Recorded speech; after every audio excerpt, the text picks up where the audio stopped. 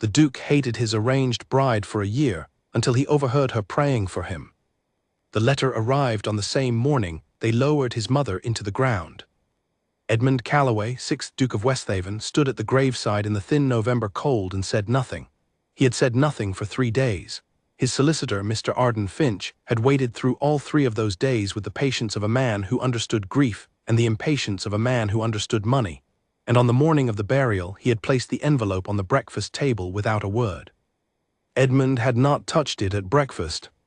He had not touched it at the church, where the coffin had been covered in white flowers his mother had planted herself. He had not touched it at the graveside, where the vicar spoke in that careful way vicars speak when they want to comfort and know they cannot. But when the last of the mourners had gone, when the house had emptied of black coats and quiet voices and trays of untouched food, Edmund came back to the library, picked up the envelope, and sat down in the chair his father had sat in, and his father before him, and he read it. It was not a long letter. It said in the careful legal language of Mr. Arden Finch that the Calloway estate had debts. He knew this. It said those debts had grown quietly over the years of his mother's illness, during which management of the estate had slipped in the way things slip when the person watching them is watching something else. He knew this too. It said that there was a solution, a marriage. The daughter of Baron Aldrich Voss, a man with modest land in the north and fewer debts than the Calloways, had agreed, in the way that daughters agree to things when their fathers decide, to a match with the Duke of Westhaven. Her name was Lady Myra Voss. Edmund set the letter down.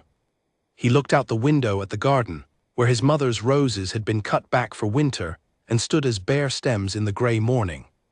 He picked up a pen. He signed the marriage contract that had been folded inside the letter. He handed it back to Mr. Arden Finch, who had appeared in the doorway at exactly the right moment in the way that solicitors always do.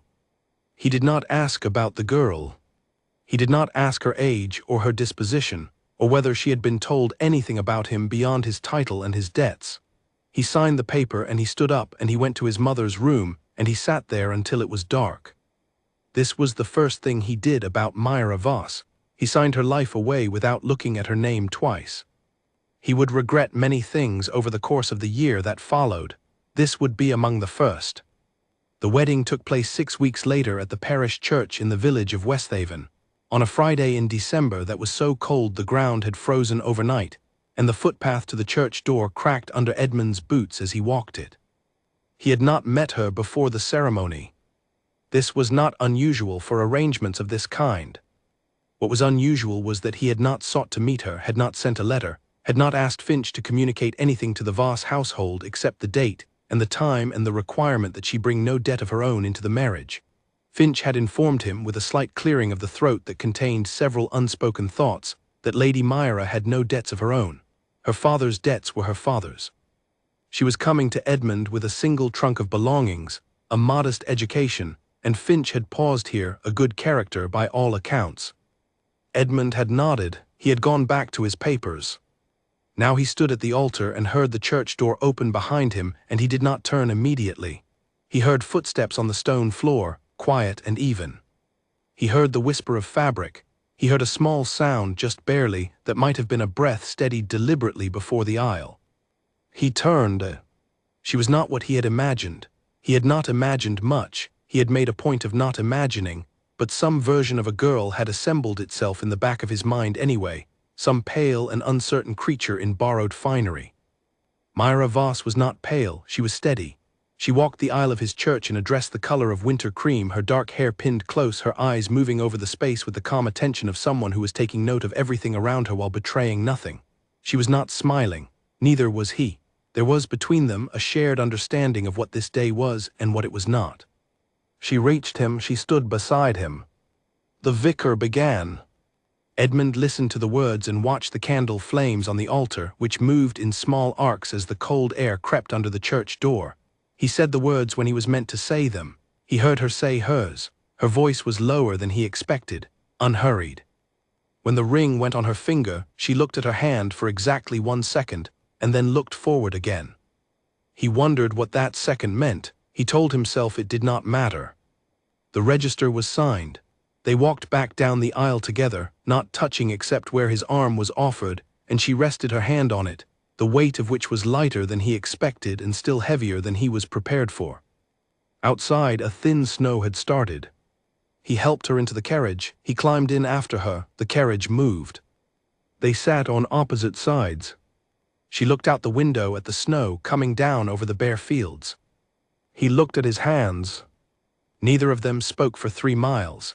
Then she said, quietly, not looking away from the window, "The roses will need to come in for mulching before it snows any harder." He looked up. "The ones along the east wall," she said. "I noticed them when we arrived. They will not survive a hard frost without it." He said nothing. He did not know what to say to that. He had not expected to be spoken to. He had not expected her first words to him, the first real words outside of ceremony, to be about his mother's roses. "I will speak to the groundskeeper," he said finally. "Yes," she said. She went back to looking out the window. He went back to his hands. This was their wedding. This was how it began. The house received her in the way old houses receive people they are not sure about, not coldly, but carefully. The staff lined the entrance hall in 2 rows, and Mrs. Drummond, who had been housekeeper at Westhaven Hall since before Edmund was born, and who had opinions about everything, and voiced them only when she had decided they would be listened to, stood at the head of the line with an expression that was perfectly neutral in the way that perfectly neutral expressions never are. Myra walked the line slowly. She did not sweep past. She stopped at each person. She asked their name. She repeated it. She said something small and particular to each one, not flattery, not the empty warmth of a person trying to be liked, but something that showed she had looked. She told the young footman, who had a small cut on his hand that was probably from the luggage he had been carrying, that there was a herb the cook would know about that would stop it stinging. She told Mrs. Drummond, without any preamble, that she hoped to learn how the house preferred to run before she changed anything in it, and that any preferences Mrs. Drummond had were preferences she intended to respect. Mrs. Drummond's expression shifted by about the width of a hair. Edmund watched this from the bottom of the stairs. He had intended to introduce her to the staff. He had prepared a few words. He found she needed none of them. She was not charming them. She was just meeting them, as if they were people worth meeting, as if this mattered. He told himself it was just competence. A well-raised girl knew how to enter a household. This meant nothing. He went upstairs. His own rooms were at the north end of the house. The rooms that had been prepared for her, the Duchess's suite, which had been his mother's rooms, repainted and refurnished because he could not have walked past them otherwise, were at the south end. There were 2 full corridors between them. He had thought about this when he gave the direction to Mrs. Drummond, and he had told himself he was simply respecting the privacy of a stranger in a new house, and not that he was designing a distance that could be maintained. Dinner that first night was at 7. He came to the table. She was already there. She rose when he entered. He gestured for her to sit. She sat. He sat. The footman brought the soup. The fire at the end of the room was the loudest thing in it. He asked, after 2 minutes of silence that had stretched past comfortable and arrived somewhere else entirely, whether her journey had been difficult. It was cold, she said, but manageable. He asked whether her rooms were satisfactory. Very much so, she said. The window looks over the east garden. The roses are already there to look at. There was something in the way she said it that was not pointed, but that landed somewhere near pointed. He changed the subject. He asked about the roads from the north. She told him about the roads from the north. He asked about her father's estate. She described it briefly, without sentiment, in the way someone describes a place they know well but no longer need to protect. He noticed that she did not ask about his mother. Most people at this point would have said something about his mother, about his loss, about how sorry they were, how difficult this must be, how they hoped he was managing. She said none of it. She ate her soup. She answered what he asked. When the topic ran out, she did not fill the silence with words that were not needed. He found he was not quite sure what to do with that. After dinner, she excused herself. She thanked him for the meal, which was, he thought, a strange thing to say. It was her meal as much as his. She lived here now, but he understood what she meant. He nodded. She left. He heard her footsteps go down the hall, quiet and even, the same footsteps from the church. He poured himself a small drink and sat by the fire and stared into it for a long time. He had expected this to be worse, was the thing. He had expected a crying girl or an anxious one or one who flung herself at the situation with desperate brightness. He had steeled himself against weeping, against neediness. against the slow suffocation of someone who needed to be reassured. Instead, he had a wife who asked about groundskeeping in carriages, and thanked him for dinner with the composure of a woman who had decided, quietly, to be all right. He did not know where to put this in his mind. He put it away. He told himself it did not matter. She was here, the contract was signed, the debts would be managed, that was the arrangement, and he would honor it, and that was enough. He went to bed. He slept badly. He got up in the dark of early morning and stood at the window and looked out at the east garden, where the snow had stopped, and the bare rose stems caught what little light there was, and stood in the cold like they were waiting for something. Below the window, just visible in the gray pre-dawn, he could see a figure in the garden.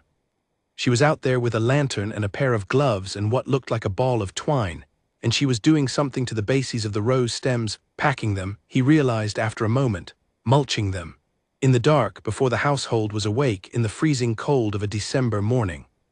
He watched her for a moment. Then he turned away from the window. He did not understand why it was the hardest thing to do. 3 weeks into the marriage, Edmund left for London. He had business there, this was true. He had correspondence that required his presence, papers that needed signing, a meeting with his banker that could not be managed by post. This was also true. What was also true, and what he did not examine, was that the house had begun to feel different in a way he could not name, and the feeling made him restless in a way he did not like, and the restlessness made him want distance. He told her at breakfast. He said he would be in London for some weeks, that Mrs. Drummond had the household accounts, that any matter requiring his attention could be directed to Finch. She looked up from her tea. "Of course," she said. "Is there anything you need?" he asked, and then wondered why he had asked it because he had not planned to. She thought for a moment, not the performance of thinking, really considered it. "No," she said, "I have everything I need here." He nodded. He left that afternoon. London was exactly as he needed it to be. It was busy and impersonal, and it asked nothing of him except his time and his signature and his presence at certain dinners that required the 6th Duke of Westhaven to appear and be acknowledged and then be permitted to leave. He threw himself into the business of being a duke. He answered his correspondence. He visited his club. He sat through meetings that went long and conversations that went longer, and he let the city fill his hours until there was no space for anything else. But there was always the morning. In the morning, before the city woke, before the work began, there was an hour or two of quiet, and in that quiet he found himself thinking about the house. Not about the estate accounts, not about the management matters that had piled up over his mother's illness. About the house itself, about whether the drafts in the east corridor had been fixed, about whether the cook had managed the kitchen properly now that there was a second person at the table, about the roses, which he could picture clearly even from 300 miles away, standing in their mulching along the east wall. About her, not warmly, not in any way he would have called warmth, just an awareness, a persistent awareness of a person who was there when he was not, moving through his house, sleeping in his mother's old rooms, looking out the window at his garden. He wrote to Finch about the household funds. Finch replied that the Duchess had submitted her first monthly account and included it. Edmund read it on a Tuesday evening in his London rooms. It was 3 pages. It was exact to the shilling. Every expenditure was noted, and beside most of them was a brief explanation, not justification, just information. The new kitchen shelf brackets because the old ones were pulling from the wall. The extra cord of wood because the east corridor fireplace had turned out to use more than the previous records showed. The sum for the schoolroom, which was empty, that she had requested be used for books. He read that line twice. He wrote back to Finch and said the accounts were satisfactory. He did not mention the books. He did not know what he would have said about them anyway. He stayed in London for 6 more weeks. When he finally came back to Westhaven Hall on a grey February afternoon, the carriage turned up the drive and he looked at the house as it came into view, the stone front, the winter-bare trees, the lights already lit in several windows even though the sun had barely gone, and he had a feeling he was not prepared to have. He had missed it. Not her, he was clear about this. He had missed the house. He had missed the familiarity of it, the cold weight of its rooms, the particular way the first stair creaked on the left side.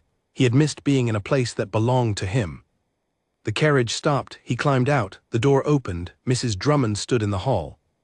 "Your Grace," she said, "welcome home." He stepped inside. The hull was warm.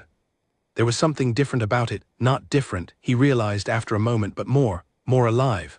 A bowl of dried herbs on the hall table which had always been empty. A small repair to the plaster by the second window that he had been meaning to see to for 3 years. The smell of something good coming from the direction of the kitchen. He looked at Mrs. Drummond. "The Duchess has been settling in," Mrs. Drummond said, and her face did the thing it had done when Myra first walked the line of staff, that micro-movement, almost nothing, that in Mrs. Drummond's case was equivalent to a full smile on anyone else. "I see," Edmund said. He went to his rooms, he changed, he came down to dinner. She was at the table. She rose when he entered, the same as that first night. She sat when he gestured. She looked, he thought, completely the same composure, the same direct eyes, the same quality of stillness, and also somehow more settled in the chair she sat in than she had been 6 weeks ago, as if the chair fit her now, as if the room fit her. "How was London?" she asked. "Productive," he said. "The accounts were well kept while I was gone." "Thank you." "The books," he said, and then was not sure how to continue. "For the schoolroom." "Yes," she said. "I hope that was all right. There is a child in the village, the groundskeeper's niece, who has no school nearby. I thought perhaps she might use it." He looked at her. "Mrs. Drummond approved it," she added. Then, after a breath, "I should have asked you first." "No," he said, which surprised him. "It is a reasonable thing." She nodded once. She returned to her plate. He returned to his. The fire crackled.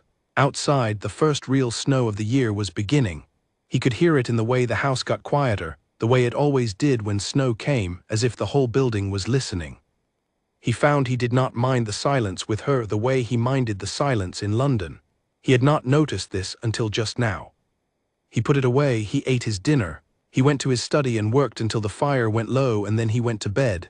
The house was quiet around him, settled, occupied. Alive in a way it had not been for a long time. He told himself it was just the contrast.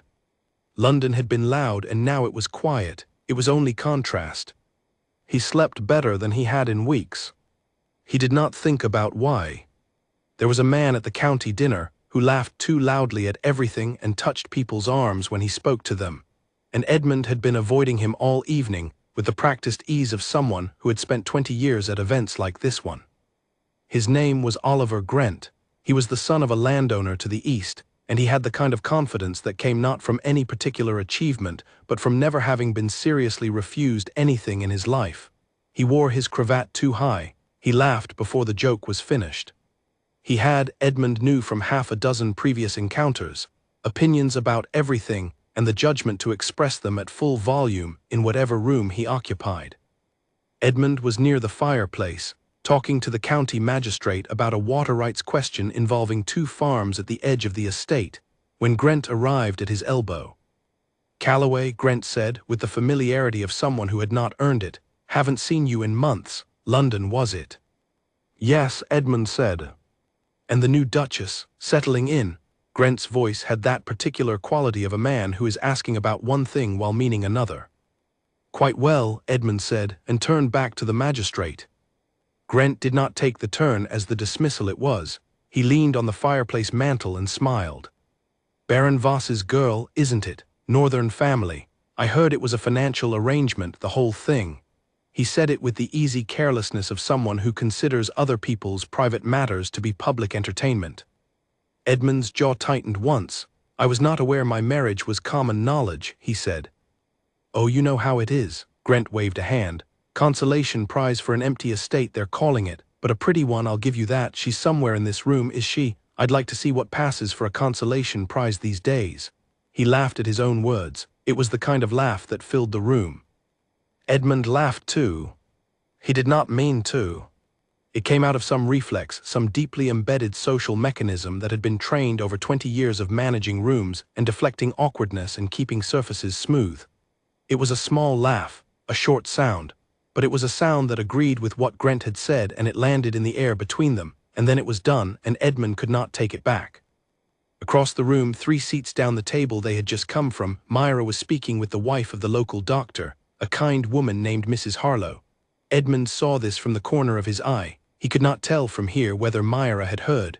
The room was loud. Grant's laugh had been louder than most things in it. She did not turn, she continued her conversation. She smiled at something Mrs. Harlow said. Her posture was completely straight, her hands were in her lap. Edmund excused himself from Grant within 30 seconds.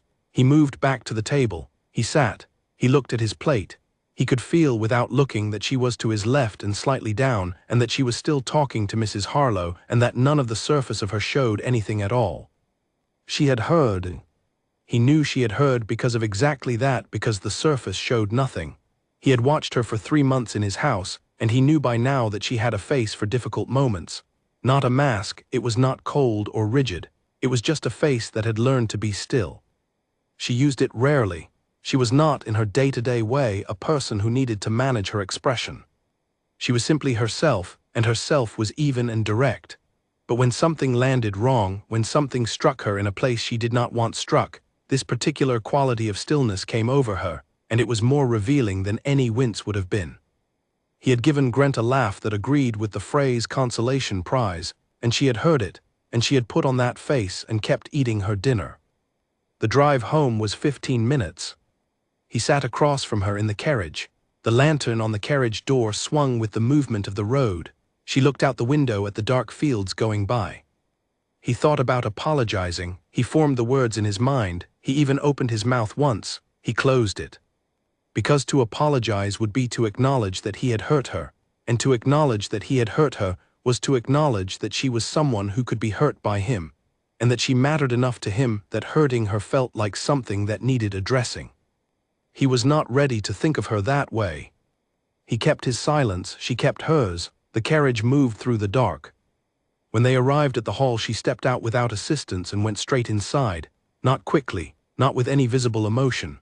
She simply went, and he followed, and in the entrance hall she turned and said, "Good night, Edmund," in exactly the same tone she always said it, and went upstairs. He stood in the hall. Mrs. Drummond appeared to take his coat. He let her take it. He went to his study. He poured a drink he did not finish. He sat in the chair by the cold fireplace and stared at the unlit grate and tried to determine exactly what it was he was feeling. He was not guilty. He told himself this carefully. Guilt implied that he had done something he owed her more than. He did not owe her more than. She had come into this marriage knowing what it was. He had offered no promises of warmth or closeness. He had made no claims about how he would speak of her in social settings. But the feeling persisted despite this argument. It sat in his chest like something lodged. He had not behaved well. He could at least be clear about that. Grant was a fool who spoke without thinking, and he had met that foolishness with a laugh instead of a silence, and the result was a moment that had diminished her in a room full of people, and she had borne it without flinching, and that bothered him more than the moment itself. Why had she not flinched? Why had she not turned toward him with a look that said she had heard and that he should have done better? Why had she simply put on that still face and kept eating her dinner? He thought about it for a long time. He arrived at something he did not like arriving at, that she had not expected better from him, that she had heard the laugh and not been surprised by it, not betrayed, not wounded in the way a person is wounded when someone they trust fails them. She had simply absorbed it, the way you absorb weather, the way you absorb the cold. You do not blame the cold for being cold. She did not expect warmth from him. This should have been a relief. He had, after all, never offered warmth. He had offered a house and a title and the management of her father's debts, and she had offered her presence and her name and the steady functioning of a household that had been neglected, and that was the whole of it. Instead, he felt the lodged thing settle deeper. He went to bed. He slept badly. In the morning he came down to breakfast, and she was at the table, and she looked up and said good morning in her usual voice, and poured his tea because the footman was across the room, and it was closer for her to do it, and handed it to him, and went back to the letter she was reading. He looked at the tea. He looked at her hand holding the letter. He thought about Grant's laugh and his own and the drive home in the dark. He said, "I should not have laughed last night." She looked up. He had not planned to say it. It had come out on its own, and now it was out, and he could not manage it back. "No," she said after a moment. "Grant is a foolish man," he said. "I handled it poorly." She looked at him for a moment with those direct eyes. Then she said, "It is all right, Edmund." "It is not," he said. Another pause, then, "No, it is not, but it is all right anyway." He did not know exactly what she meant by that. He thought about it for the rest of the morning. He did not arrive at a clear answer, but the lodged feeling shifted slightly, and whatever replaced it was harder to name and more difficult to push away. He threw himself into the estate books that afternoon. He rode the south fields the following morning. He met with the steward about the drainage problem on the lower ground. He kept himself busy in the deliberate way he had been keeping himself busy since December, and mostly it worked, and the days moved. But now, added to the morning hours of quiet, when the city had been London and the quiet had been his London rooms, there was a new image that arrived without invitation. Her pouring his tea, not looking at him while she did it, not making anything of it, just doing it, because it was closer for her and it needed doing. He could not decide why this image was the one that stayed. He left again in April. He told himself the spring was a bad time to be at the estate, that there were meetings in the city that couldn't wait, that the land management matters were well in hand with the steward and did not require his personal oversight. He told himself all of this very efficiently, and most of it was true, and he went. This time he was gone for 8 weeks. During those 8 weeks, Myra did what she had been doing since December, which was to continue. She managed the house. She corresponded with tradespeople and kept the accounts. She visited the village twice a week, as had become her habit, to check on the schoolroom, where the groundskeeper's niece, Clara, had been joined by 2 other children from the village whose families had no other means of schooling them. She walked the estate grounds in the early morning before the household was fully awake, in the way she had done since the first cold weeks. Edmund knew about none of this directly. He knew about it from Finch, who sent monthly summaries along with the accounts, and from Mrs. Drummond, who wrote him one brief letter in April in a hand that was the equivalent of a long speech, which said only that the household was well and that the Duchess had proven to be a great deal of use. From Mrs. Drummond, this was equivalent to a standing ovation. He did not write to Myra directly. There was no practical reason to. The household correspondence went through Mrs. Drummond and Finch in the usual way, and there was nothing personal to communicate. He was aware of the absence in the way you are aware of a chair that used to be in a room and is no longer there, not urgently, not uncomfortably, just the shape of the space where it had been. He came back to Westhaven Hall on a Wednesday in June. Summer had come properly, and the estate was transformed in the way it always was in summer, the grounds green and full, the rose garden along the east wall in bloom. He saw the roses from the carriage before he saw anything else, and the sight of them did something to his chest that he attributed to the relief of arriving somewhere familiar after a long journey. He went inside. The hall was cooler than the afternoon outside, with the tall summer shadows of the old house falling across the stone floors. He was greeted by the footman, and then by Mrs. Drummond, and then, before he had reached the staircase, he heard voices from the direction of the east corridor. More than one voice, lighter voices, children's voices. He stopped. Mrs. Drummond, who had been behind him, came to stand at his shoulder. "The schoolroom, Your Grace," she said, with exactly the tone of someone who has been waiting for this moment and finds it satisfying. "Tuesdays and Wednesdays afternoon." He listened for a moment.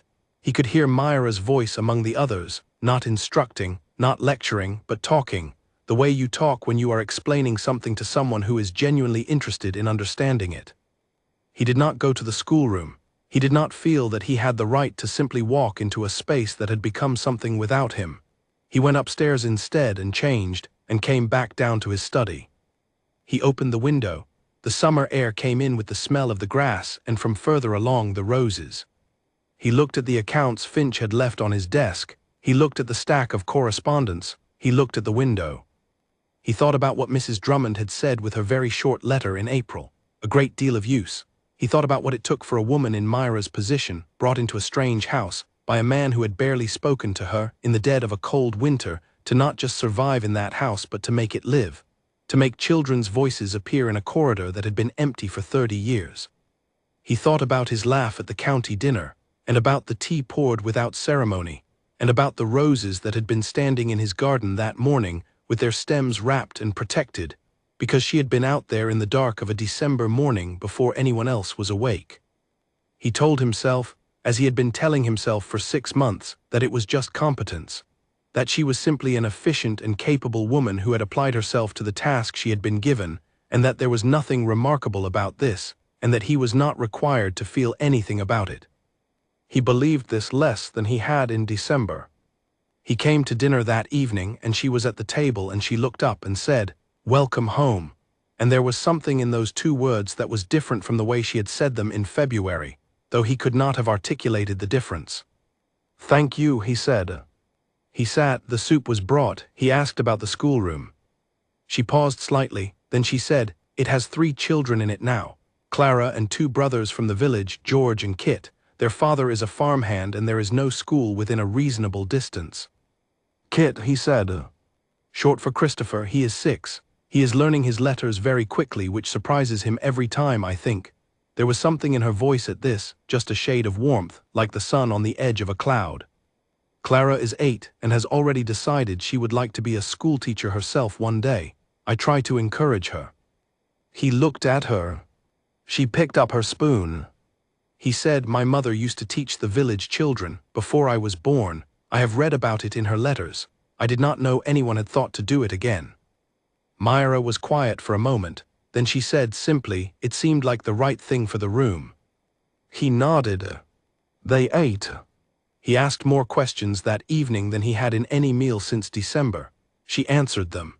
He found her answers were never longer than what was needed and never shorter than what was true, and that she did not decorate them with anything extra, and that this had the paradoxical effect of making him want to keep asking. He did not understand it. He stopped asking eventually. The meal ended. She excused herself. She thanked him for the dinner. She still said this every time, and he had long since stopped wondering why, and she went upstairs. He sat with his glass of wine, and the summer evening light coming through the tall windows and the distant sound of birdsong in the gardens, and he thought about the letters. His mother's letters, which he had not looked at in years, which were in a box in the library. He went to the library, he found the box. He did not read the letters, not yet, it was too much, it was still too close. He just put his hand on the box and stood there in the late light. Then he went to bed. In the morning he woke early and went to the window and looked out at the east garden. The roses were in full bloom, red and white and a deep pink he had forgotten about, which his mother had been particularly proud of. He stood there for a long time. Then he went downstairs and he found that she was already in the garden, as she always was in the morning, and this time she had a cutting basket and she was moving along the rose bed with that quiet attention of hers, and she was not doing anything for him, not performing anything or trying to be seen. She simply loved the garden. He could see it from here, the way she touched a stem, the way she paused to look at a particular bloom before she decided whether to cut it or leave it. He watched her for 1 full minute. Then he turned away. He told himself it meant nothing. He was not sure anymore that he believed that either. The fever hit him on a Thursday in February, the 2nd February of their marriage. He came down to breakfast feeling a tightness in his chest that he took for the usual winter tightness, the kind that came when the cold got into old stone buildings and settled in the air. He ate a little. He drank his tea. He noticed that the light from the breakfast room window was sharper than usual, which was a sign of his own eyes, not the light, but he did not register this. By noon he was in bed. Mrs. Drummond found him at his desk an hour after breakfast, when he had been attempting to work through a stack of correspondence that kept swimming. She took one look at him and called for the physician. The physician arrived, a steady man named Dr. Howell who had been coming to Westhaven Hall since Edmund's father's time. He listened to Edmund's chest, measured his temperature, and said, with the directness of a man who did not believe in alarming people unnecessarily but also did not believe in soft-pedaling things, that it was a chest infection that had gone deeper than it should. He left a course of medicine. He said he would return the next morning. Edmund was in no condition to argue with any of this. He was in even less condition to argue when Myra appeared at his door an hour later with a tray of broth, and a composure so complete that it was almost alarming. "I do not need nursing," he said, and his own voice sounded strange in his ears, further away than it should have been. "No," she said, setting the tray on the bedside table, "but you need broth." "I am not hungry." "That is how it is with fevers. Drink it anyway." He looked at her, she looked back at him. There was nothing soft about the exchange, nothing overly warm or anxious. She was simply there, and she had brought broth, and the look on her face said that she was not leaving until the broth was at least partially drunk. He drank the broth. She sat in the chair by the bed, not hovering, not watching him anxiously, but present. She had a small book with her that she read with the focused quiet of a person who could be still in a room for a long time. She asked him once if the lamp bothered him. He said no. She went back to her book. He slept. When he woke it was dark and the lamp had been turned low and she was still in the chair, though the book was closed on her knee now. She looked up when he stirred. "What time is it?" he asked. "Past midnight," she said. "You should be in your own rooms," he said. "Yes," she said. She got up and poured water from the jug on the table and helped him drink it, which he was too weak to resist in a dignified way and so did not try. She checked his temperature with the back of her hand on his forehead, just briefly, matter-of-factly, not lingering, and then she sat back down. "You do not have to stay," he said. "I know," she said. She stayed. This pattern repeated itself over the following 3 days. Dr. Howell came each morning and listened and measured and adjusted the medicine. Myra sent him away after his 3rd visit, on the grounds that the fever had broken, and his continued coming was disrupting Edmund's sleep and was unnecessary. Dr. Howell, who had been a physician for 30 years and was not accustomed to being sent away from his own patients, looked at the Duchess of Westhaven, and whatever he saw in her face made him agree without argument and tell her to send word if anything changed. Edmund heard about this from Mrs. Drummond, who told it with the particular satisfaction of someone who had watched the right person do the right thing. His fever broke on the 4th day, and the following 3 were about the slow business of being less ill rather than the acute business of being very ill. He was well enough to be bored and restless, but not well enough to do anything about it. He read. He had Finch bring him correspondence. He ate what was brought to him, which was better than what he usually managed to eat. The cook, under some influence he suspected came from Myra but could not confirm, had been producing things that were both appropriate for an invalid and actually good. He watched her during this time when she came in. She came in twice a day. She was not effusive about it. She did not sweep in with great displays of care. She simply appeared, brought what was needed, asked how he was in a way that was clearly looking for a real answer and not a polite one, and went away again when he seemed to want to be left alone. She had a gift for this, for reading a room, for knowing whether her presence was useful or not. She never stayed longer than she was wanted. On the 6th day, when he was sitting up and the fire was going properly, and he had actual work in his hands for the first time, she came in at mid-afternoon and sat in the chair with her book. He looked at her. "You could use the sitting room for your reading," he said. "It is more comfortable than this chair." "I know," she said. "Then why are you here?" She looked up from the book. She considered him for a moment, with those direct eyes that he had never quite been able to outstare. "Because you have been alone in this room for 6 days," she said. "And I think that being alone for 6 days when one is unwell is not good, even for people who generally prefer to be alone." He looked at the fire. "You are not required to talk," she added. "I am perfectly happy to read." He said nothing. She read. He worked on his correspondence. The fire crackled. Outside, the February wind moved against the windows and did not get in. It was, Edmund thought, the most comfortable afternoon he had spent in this house since before his mother had gotten ill, possibly longer. He did not say this. He was not yet a man who said things like this. On the 7th day, he was well enough to come downstairs.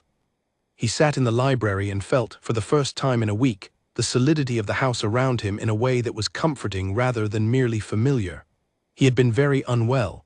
He had not fully acknowledged how unwell while it was happening, but in the clear sight of recovery he could see it now. He had been alone in a sick room for a week, in a house that was staffed but large, in a marriage that was managed but distant, and she had simply not let him be alone in it. Not with performance, not with any claim on his gratitude, not with any suggestion that she expected anything in return. She had just stayed. He thought about this in the library for a long time. He could hear her in the hall at one point, talking to Mrs. Drummond about something to do with the kitchen, and her voice had that ordinary quality it had when she was doing the work of the house, and he listened to it without meaning to, and found it was a sound that felt like something familiar, like the particular creak of the 3rd stair, like the way the wind sounded in the east corridor, like things that were specific to this place and no other. Dr. Howell came to check on him that afternoon. He found Edmund in the library looking better than expected and said so. He asked a few questions. He checked the chest. He declared himself satisfied. He said at the door with the careful neutrality of a man who has noted something and is choosing his words very precisely, "You have been well looked after, Your Grace. The Duchess managed your illness with a great deal of good sense. I have rarely seen a patient recover so cleanly from what was, for a few days, a genuinely serious infection." Edmund said yes. Dr. Howell nodded and left. Edmund sat with that word, serious, for a while. He had not known while it was happening that it was serious. He had been too ill to assess his own condition. She had known. She had known, and she had sent for the doctor and kept the night watches and sent the doctor away when his continued presence was no longer useful. And she had done all of this quietly, without telling Edmund how bad it was, because telling him would not have helped, and she had apparently decided that helping was what mattered. He got up from the chair. He moved slowly, his body still complaining about the week it had just had. He went to the window that looked out over the east garden. The roses were bare and winter-pruned and covered at their bases with the mulch she had put there in the December before last, still there, still protecting them. He stood at the window for a long time. Then he went back to his desk. He opened his correspondence. He began, slowly, and with the deliberate focus of a man who is making himself not think about something, to work through it. But the something was still there at the back of his mind, quiet and persistent. She had stayed. She had stayed with him in the dark when she did not have to, when he had told her she did not have to. She had stayed anyway, not because it was required of her, not because anyone was watching, not because there was any benefit to be gained from it. She had stayed because she had decided somewhere in the quiet of herself, in the place where she made decisions without announcing them, that he should not be alone. He did not know what to do with this. He had built a very deliberate architecture of not knowing her, and it had been serving him adequately, and she had sat in a chair in his room for 6 nights and dismantled it without saying a word about it. He told himself he would rebuild it. He was not sure he wanted to anymore. That evening when they had dinner for the first time since his illness, and she sat across from him looking exactly the same as always and said, "It is good to see you downstairs," in a voice that was simple and direct and did not ask for anything from him, he said, "Thank you, for the past week." She looked at him. "For staying," he said. She held his gaze for a moment, then she said, "Of course," as if it were the simplest thing in the world, as if there had never been any question. He thought about those 2 words all evening. He thought about them in the days that followed, during which he did not leave the estate and did not go to London and did not find any urgent meetings that required him elsewhere. He walked the grounds. He sat in the library. He came to breakfast and to dinner, and he was there when she was there, and he was not at all sure when he had stopped thinking of this as a sacrifice. The children came on Tuesdays and Wednesdays as they always did, and sometimes he could hear them from his study, and he found he had gotten used to that too.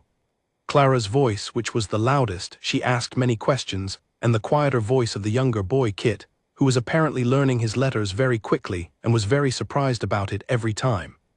He had not met any of them. He was aware this was strange. He was aware that they used his schoolroom and his books and were taught in his house, and that he had never once walked down that corridor during the afternoon. He thought about doing it. He did not yet, but the thought was there. In the 3rd week after his illness he went, one Tuesday afternoon, and stood in the corridor outside the schoolroom door, which was slightly open. He could hear Myra's voice explaining something about fractions. He could hear a child's voice working through a problem out loud slowly, with the particular concentration of a 6-year-old approaching something difficult. He stood there for a minute. He did not go in. But he stood there in the corridor of his own house, and he listened, and for the first time in a very long time the house sounded full in a way that had nothing to do with him. He turned around and went back to his study. He sat down. He did not immediately pick up his pen. He thought that he had spent almost 14 months in this house with this woman, and he had made it his particular work to know as little about her as possible, and the February that had just passed had made a liar of him. He knew that she woke before the household and went to the garden. He knew that she kept her accounts to the shilling and wrote explanations beside each entry because she thought information was better than assumption.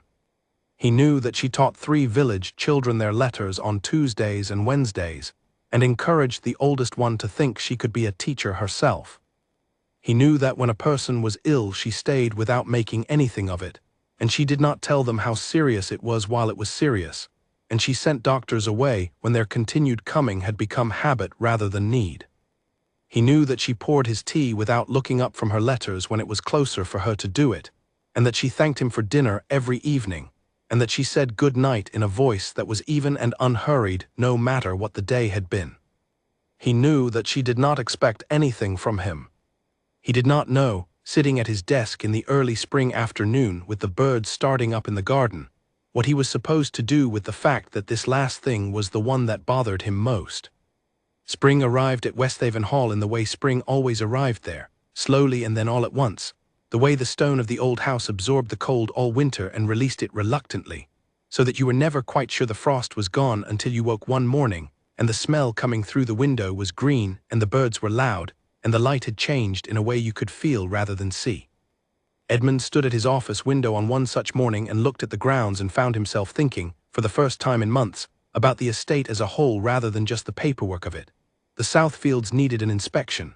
The drainage issue on the lower ground that the steward had been managing was either fixed or not, and he should know which. The old mill at the eastern boundary had been a question mark for 2 years. He also knew, without examining the knowledge too closely, that walking the estate meant walking it for several hours, and that Myra sometimes walked the grounds in the morning, and that he had never walked with her, and that this was beginning to feel like a deliberate avoidance rather than a simple oversight. He went anyway. He went early, before the household was fully awake, while the dew was still on the grass and the morning light was long and flat across the south fields. He went alone at first. He walked the drainage channels and noted what the steward had done and found it competent. He walked the mill boundary and decided the mill question needed a conversation with a builder. He walked the east field where the barley would go and looked at the soil and thought about his father, who had known soil by touch in the way people know old friends. He was coming back through the orchard, where the apple trees were just beginning to show their first blossoms, when he heard her. She was on the far side of the orchard, where the trees were oldest and the ground was uneven, and she was talking. For one startled moment he thought she was talking to someone. Her voice had that engaged quality it had when she was teaching. But then he stepped past the largest of the old trees and saw that she was talking to Clara. Clara was 8 years old and had, he knew from his corridor listening, a great many questions. She was demonstrating this now.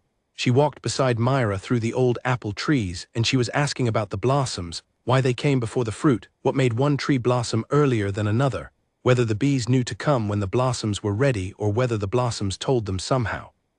Myra answered each question completely, as if it deserved a complete answer, which it did.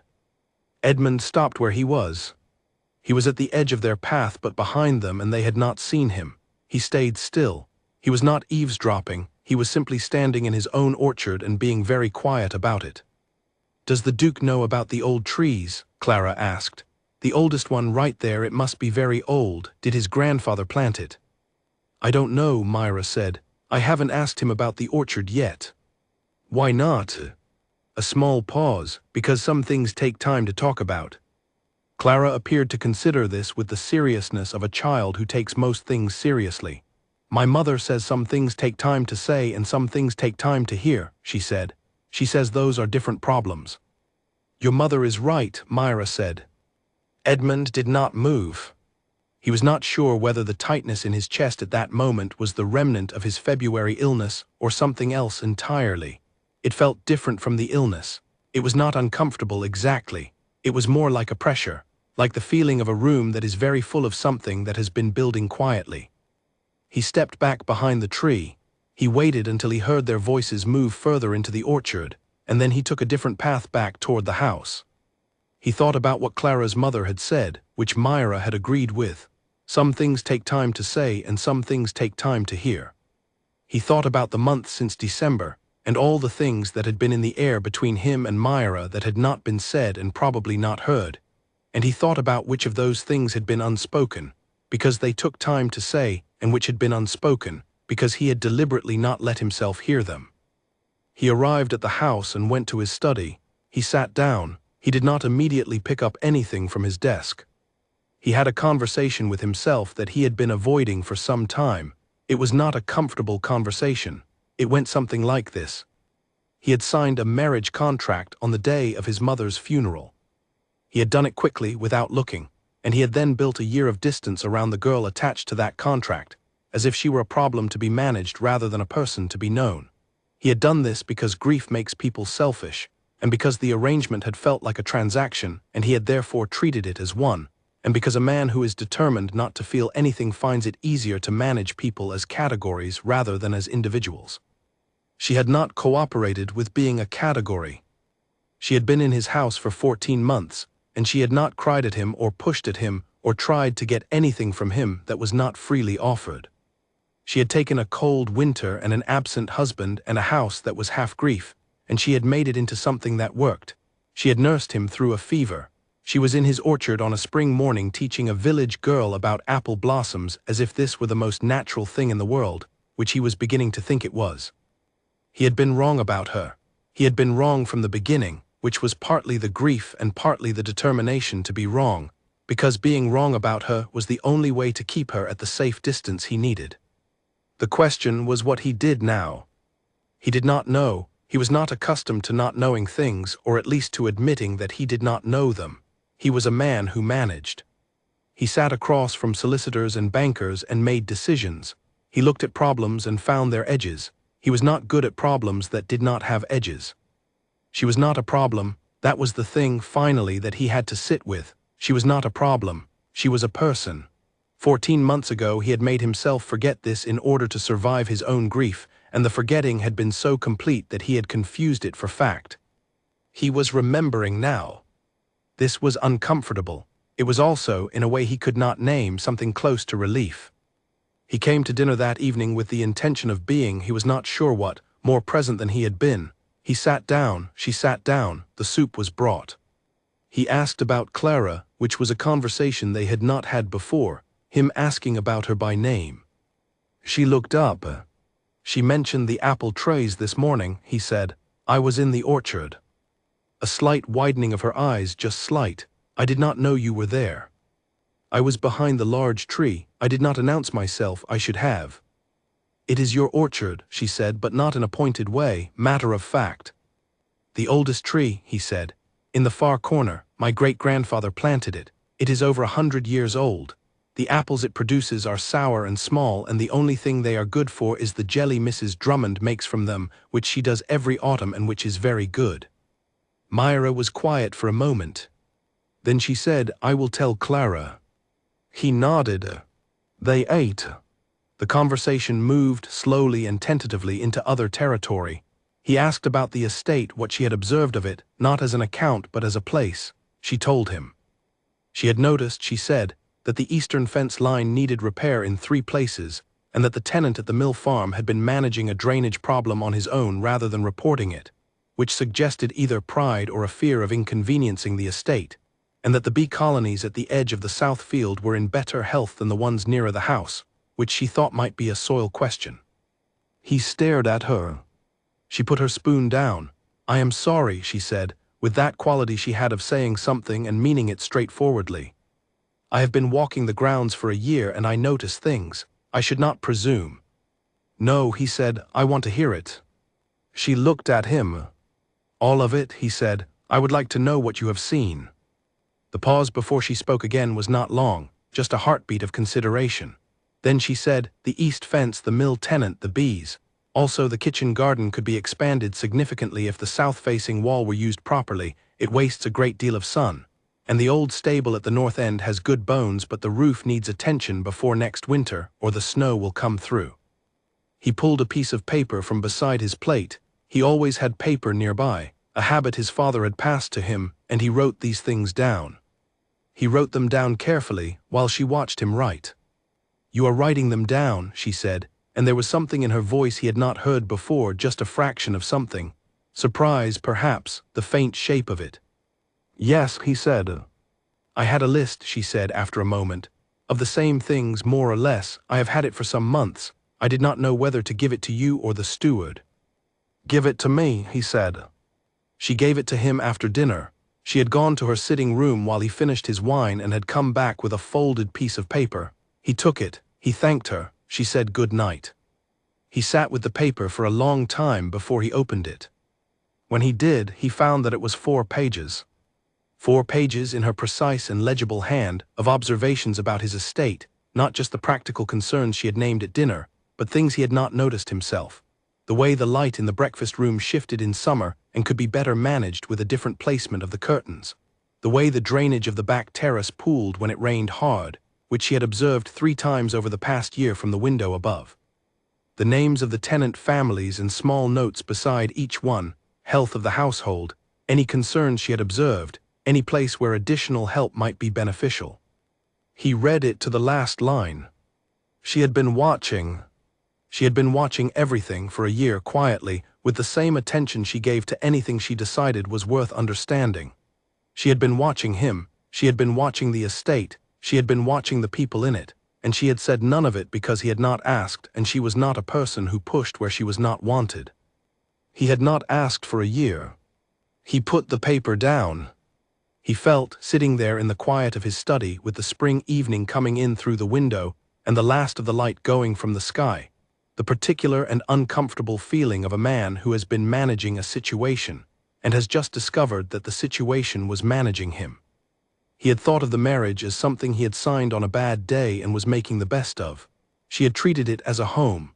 She had treated it from the first week as a place where she had chosen to put her care, and she had done it without drama, without agenda, without asking anything back. He had given her nothing. He had been cordially absent for a year. He had laughed at a dinner table with a foolish man. He had come and gone and treated her presence the way you treat the presence of a well-managed piece of your estate, noted, functional, not requiring personal attention. And she had written him 4 pages, because she thought the information might be useful to him, and because she had decided that being useful to him was worth doing. He sat there for a long time. Then he went, for the first time in many months, to the library and the box of his mother's letters. He sat at the library table and he opened the box and he took out the letters and he read them. Not all of them, there were too many, it would take many evenings. But he read from the first, from the early days, from before he was born, and he found what he had been told was there.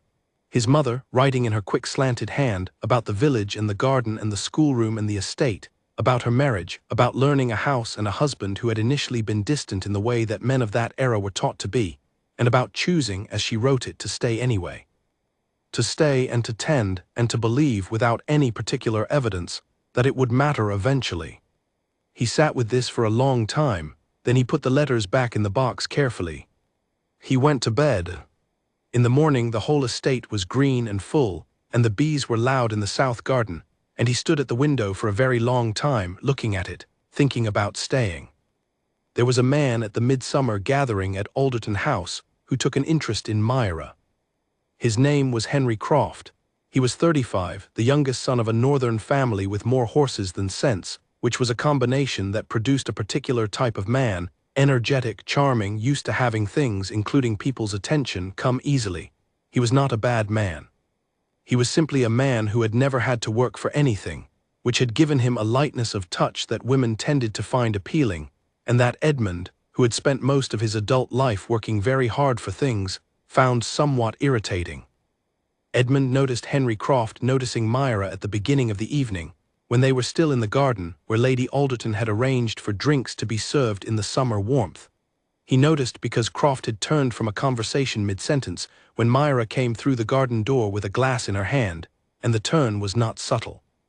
Edmund noticed and said nothing. It was not his place to notice. She was his wife, not his property, and the fact that another man found her, he looked at her again, in the blue dress she had chosen for this evening, in the late summer light with her dark hair up. The fact that another man found her worth turning mid-sentence for was not Edmund's business. He turned back to his own conversation with a neighboring landowner named Desmond Paget who was talking about the summer's harvest yields. He listened to the harvest yields. He asked relevant questions. He was standing at a slight angle that happened to keep the garden door in his peripheral vision. He was not watching her. He was simply aware of the general geography of the room. Croft reached her at the edge of the terrace where she had stopped to look at the late roses Lady Alderton kept along the south wall. Edmund did not hear the beginning of their conversation, but he saw the moment when it became a conversation, the moment when Myra turned and actually looked at him, with the attentive way she looked at everything, as if he were a thing worth understanding. She was always like this. She gave whoever she spoke to her full attention, as if they had said something interesting even when they had not, and it had the effect of making people feel that they had. Edmund had been the recipient of this attention himself in the past few months since he had begun actually talking to her, and he knew the quality of it. It was not manufactured. She was genuinely interested in people. This did not mean she needed Croft's company. He left Paget and moved through the garden with the casualness of a man who is going nowhere in particular and ends up wherever he ends up. He arrived at Myra's side at the moment when Croft was saying something that had made her laugh, the short laugh, the real one, the one Edmund had thought about for 3 days after he first heard it. "Calloway," Croft said with a nod, "I was just telling your wife about the season in Edinburgh. We have mutual friends there, it turns out, the Alderton cousins." "Yes," Edmund said. "She tells me she grew up in the north. I know that country quite well." "I expect so," Edmund said. Myra looked at him briefly. He could not tell what the look meant. Croft talked for a while about Edinburgh and the north, which he knew well and spoke about pleasantly. He was, Edmund had to concede, a good conversationalist. He talked, but he also listened, and he had a quality of lightness that made people comfortable. He asked Myra questions. She answered them. She asked him a question in return about a property he had mentioned in passing, and he was pleased to have been asked and answered it at some length. Edmund stood beside her and said very little. After a time, Croft excused himself to find Lady Alderton, whom he had promised some attention, and went. Myra and Edmund were left at the rose wall. "He is pleasant," Myra said, not to make a point of it, just observing. "Yes," Edmund said. A pause. "You are very quiet this evening." "I am often quiet." "Not like this," she said. He looked at her, she looked back. There was no challenge in it, just the usual directness, the way she observed things without softening them.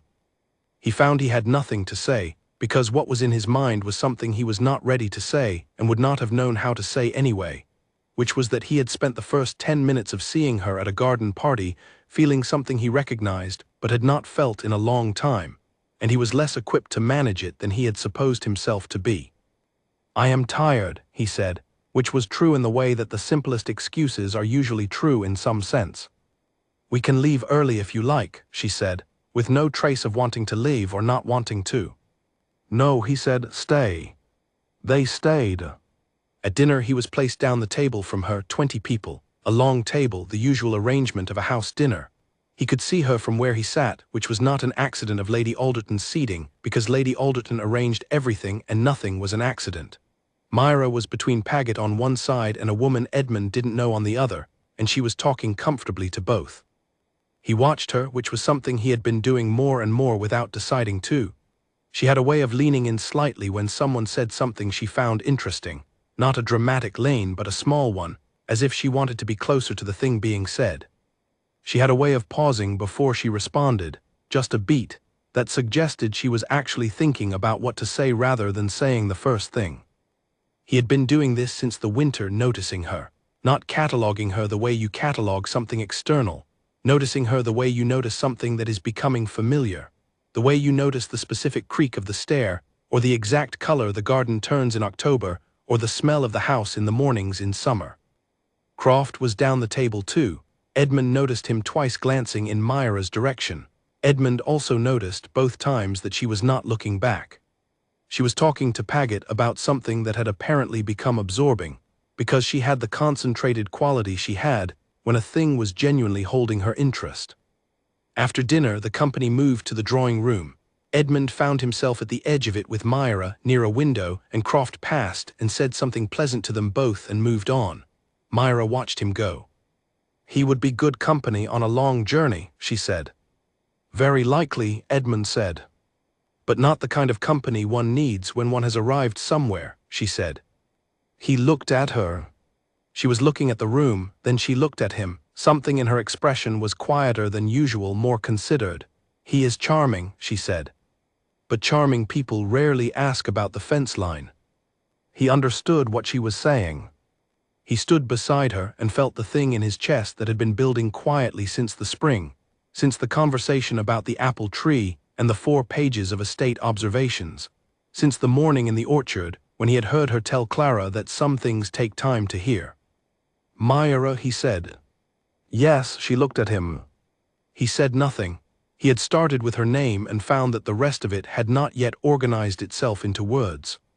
She waited. She was very good at waiting. "Thank you," he said finally, "for the list." She looked at him for a moment. Then the corner of her mouth moved in the way it moved when something landed better than expected. "You are welcome," she said. They drove home an hour later. The night was warm and the carriage windows were open and the summer air came through with the smell of the fields. She was looking out the window at the dark, as she always had on carriage rides, but it was a different dark than November's. He could see her face in the light from the road. He said after a long silence that was the comfortable kind, "The east fence, the south-facing wall, the mill tenant." She turned from the window. "Yes. I am going to address all of them before the summer is out," he said. "I want you to walk with me when I do, so you can see that they have been done." She looked at him for a long, still moment. "All right," she said. Her voice was its usual even quality. But she looked back out the window after she said it, and he could not see her face any more, but he thought, he was not certain, he could not have sworn to it in any court, that something in the line of her shoulders had changed, very slightly, as if something she had been carrying quietly for a long time had become just a fraction lighter. He looked at his own hands. He said nothing else, neither did she. The carriage turned up the drive and the house came into view, lit in the summer dark, the windows warm and alive in the way they were now every evening. He helped her down from the carriage. She thanked him. She went inside ahead of him and he stood a moment on the drive before following, and he looked at the house and thought about what Myra had said to Clara.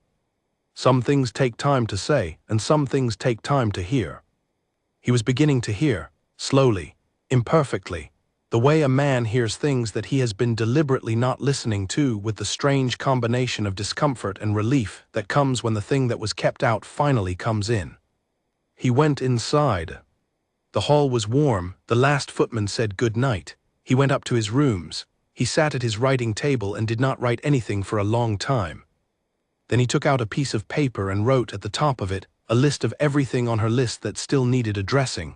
He wrote it carefully, in order of urgency, the way his father had taught him to order tasks. He noted beside each one what it would take and when it could be done. He folded the paper. He put it on his desk where he would see it in the morning.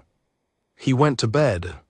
He lay in the dark and listened to the house, which was quiet and full and exactly what a house should be, and he thought that somewhere at the south end of the building she was also in the dark, and that the two of them had been in this house for 14 months on opposite ends of it, and that the distance between those two ends felt different tonight than it had in December. Not smaller, he was not a man who moved quickly, but different. Different was enough for now. He kept his word about the fence line. In the second week of July he told the steward to come, and he told Myra at breakfast that he would be walking the east boundary that afternoon, and that she was welcome to come if she liked. He said it as a plain statement of fact, not a request, because requests implied a chance of refusal, and he was not sure he was ready for that, and she put down her cup and said, "Yes, I will meet you at the east gate at 2. They met at the east gate at 2. The steward, a capable man named Mr. Byrne who had managed the estate's day-to-day land affairs for a decade, walked ahead of them with the efficiency of a man who has been doing something for a long time and is very good at it. He pointed out the 3 places where the fence needed replacement, which were exactly where Myra had noted them. Edmund looked and Byrne explained the why of the rot and the how of the repair and the approximate cost. Edmund authorized the work. Byrne made his notes. They moved on. What Edmund had not accounted for was what it was like to walk the estate with her.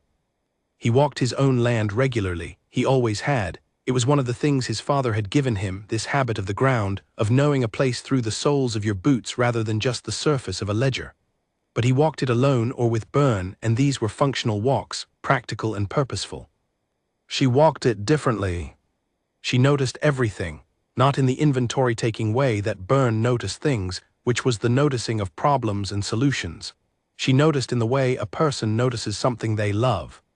She stopped at a hedgerow to look at a bird she could not name and asked Byrne if he knew what it was, and Byrne, who was not a man who generally talked about birds, said it was a yellowhammer, and that it meant the summer had properly arrived, and she looked pleased with this in the way she looked pleased with things she could not have named if asked to.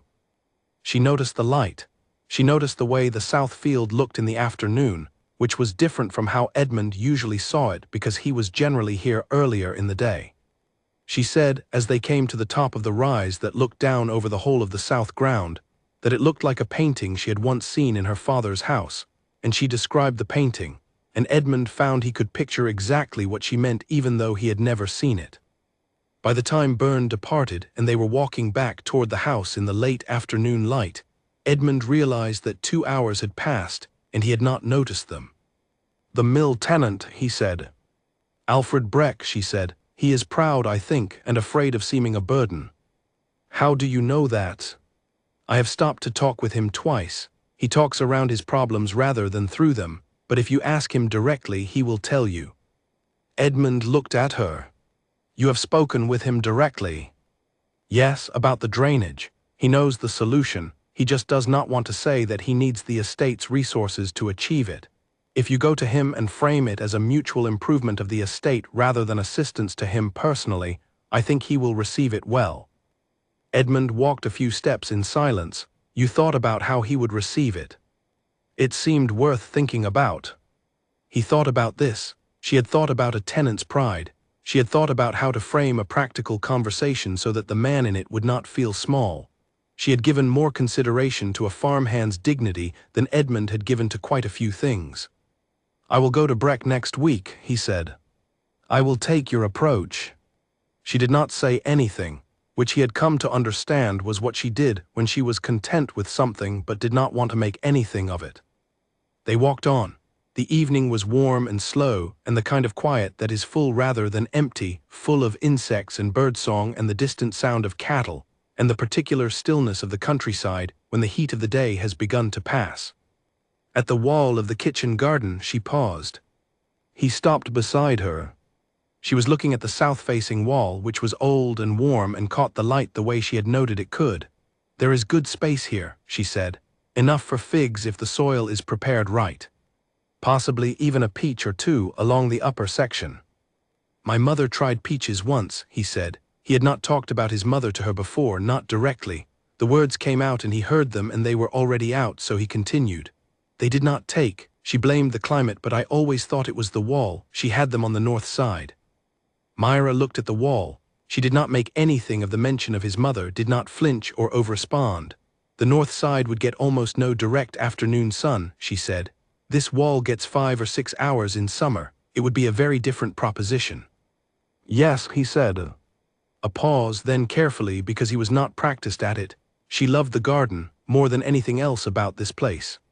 She used to say that a garden tells you the truth about a house, whether the people in it have time for beauty. Myra was quiet. She looked at the wall and then at the wider garden. "I think that is still true here," she said finally. He looked at her. She was looking at the kitchen garden with that quality of attention that he had first seen at the east fence line and that he recognized now as just how she was present, alert, genuinely here in wherever she was. She was not performing the garden for his benefit. She was looking at it because she thought it deserved looking at. "I am going to try the peaches," he said. She turned. Something in her expression shifted, just a fraction, just the slight change in the eyes that he had learned to watch for. "On this wall." "On this wall," he said, "in the spring, if you will tell me what you know about preparing the soil for them." She looked at him for a moment in that considering way of hers. Then she said, "I will have to read a little. I'm not certain about the preparation, but I know someone who is. Mrs. Drummond's cousin grows them in the south of England. I can write to her." "Write to her," he said. They stood there for a moment, side by side at the wall in the long afternoon light. Then she said, "Your mother's garden, the roses along the east wall. They are some of the finest I have ever seen. She had a very particular way with them." "Yes," he said. Another pause and then, "I have been trying to learn it, the way she must have tended them. I found some notes in the tool shed, just small things, observations she had made. I have been trying to follow them." He did not speak. He could not speak for a moment, because the thing in his chest that had been building quietly since spring had arrived at something it had not had a name for yet, and it was standing here at his mother's kitchen garden wall with a woman who had gone to the tool shed and found his mother's notes and had been following them. Not because he had asked, because she had decided his mother's way with roses was worth learning. He turned away slightly. He looked at the sky, which had gone the particular gold of a July evening. He swallowed once. Then he said, his voice even, "She would have liked you." Myra was still. Then very quietly, "I hope so." They walked back to the house without speaking much more. There was no need for more. The evening was long and golden, and the house came into view with its warm windows lit, and the roses along the east wall deep red in the last light. At the door she went inside and he followed, and in the hall she turned and said, "Will you come to dinner?" She always asked this in the same way, as an inquiry, genuine, not an assumption. "Yes," he said. She went upstairs. He stood in the hall and listened to her footsteps on the stairs, quiet and even, and looked at the hall table where the bowl of dried herbs was still there, as it had been since the winter, and at the repaired plaster by the second window, and at the small things that meant her, that were woven through his house now so completely that he could no longer remember what it had looked like without them. He went to his study. He did not work. He sat at his desk and thought about peaches. He thought about how the first year of something is the hardest, how the first year of grief is the one that takes all the air out of the room and leaves very little for anything else. He had moved through his first year of marriage in that airless state, managing and avoiding and keeping everything at arm's length, and it had not been enough. She had gotten through anyway, not by pushing but by simply being so consistently and thoroughly herself that eventually it was impossible to maintain the fiction that he did not know her. He knew her. He knew that she woke before the household. He knew that she walked the grounds and noticed yellowhammers and thought about tenant pride and wrote 4 pages about estate matters and found his mother's notes in the tool shed and followed them because she thought his mother's way with roses was worth learning. He knew that she had sat beside him in the dark of his fever and had not made anything of it. He knew that she had heard his laugh at the county dinner and had put on her still face and kept eating. He knew that she had been in his house for 15 months without asking for anything that was not part of the arrangement. He sat with all of this. Then he took out a piece of paper and he wrote a letter, not to Finch, not about accounts or management or estate matters. He wrote a letter to his sister Eleanor, who lived in the south of England with her husband and who had written him 3 letters in the past year asking how the marriage was, and had received 3 letters back that said very little. He wrote her a longer letter this time. He told her about the estate. He told her about the schoolroom. He told her about the apples in the orchard and the south-facing wall and the 4-page list that had been waiting on his desk for weeks before he opened it. He told her, because Eleanor had always been the person he told things to before he told them to anyone else, that he had been a fool for a year and was trying to be less of one. He did not say more than that, but Eleanor, who knew him as well as anyone did, would know what it meant. He folded the letter, he sealed it, he set it aside for the morning post. He went to dinner. She was already at the table. She looked up when he came in and the evening light from the window was behind her and the house was quiet and warm and full. "I heard from Clara's mother today," Myra said as he sat down. "She wants to send a gift for the schoolroom. I told her it was not necessary, but she was very insistent." "What does she want to send?" he asked. "A globe," she said. She found one in her husband's things. She thought Clara should have the world to look at. He looked at her. She was reaching for her water glass, and her eyes were bright with something, not tears, something warmer than tears, something that was just the look of a person who is moved by the right things. He thought, "I have been a fool for a year." He thought, "It is not too late." He ate his dinner and he listened to her talk about the globe and about Clara and about Kit, who had apparently written his name for the first time last Tuesday and had been so shocked by the sight of it that he had sat and stared at the paper for a full minute. He listened, he asked questions, he was there. Outside the window, the last of the summer evening held as long as it could, and then the dark came and the candles took over, and the room was warm and lit and full of the sound of 2 people who were, very slowly, learning the particular language of each other. Eleanor arrived in August. Edmund had not specifically invited her. He had written her the long letter, the one about the schoolroom and the apple tree and his year of being a fool, and Eleanor had written back a letter that said, among other things, "I will be there in 3 weeks," and she had been, which was very like Eleanor. She arrived on a Saturday morning with 2 trunks and a dog who was not supposed to be in the house but always ended up in the house. and she came through the front door and embraced Edmund in the easy way she had always embraced him, and then she stepped back and looked at the hall and said, "Well, this is different." "Is it?" he said. "There are herbs on the table," she said. "You have never in your life had herbs on a table in the hall." "Myra put them there," he said. "Yes," Elinor said, with a tone that contained quite a lot, and then Myra came down the stairs and Elinor turned, and that was that. Within 5 minutes they were talking, and within 10 they were talking like people who had been finding each other interesting for some time and were pleased to finally be in the same room. Edmund watched them for a moment from the door of his study, then he went to his study and let them get on with it. Elinor stayed for 2 weeks. During those 2 weeks, Edmund came to understand several things. One was that Elinor had formed a very clear opinion of Myra within approximately 30 minutes of meeting her, and that the opinion was excellent, and that Elinor was not interested in keeping this opinion to herself. She said things to Edmund in the evenings, when Myra had gone upstairs, that were the sort of things a sister says when she has been waiting to say them for some time, and now has the evidence to back them up. "She walked the entire South Field with me this morning," Elinor said on the 3rd evening. "All of it, in the heat, and she knew every field name and who the tenants are and what each plot grows and what the soil is like. She said you and she had walked the east boundary together." "Yes," Edmund said. "She seemed, I want to be careful about how I say this," Elinor said, which meant she was not going to be careful. "She seemed pleased about it, in a quiet way, the way she is pleased about things." "I have noticed that," he said. Elinor looked at him for a moment. "How long have you been noticing that?" "A while," he said. "Edmund, I know," he said. Elinor looked at the fire.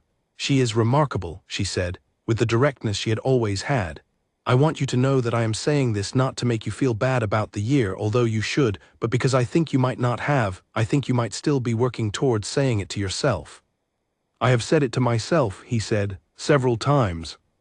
"And to her." He looked at the fire.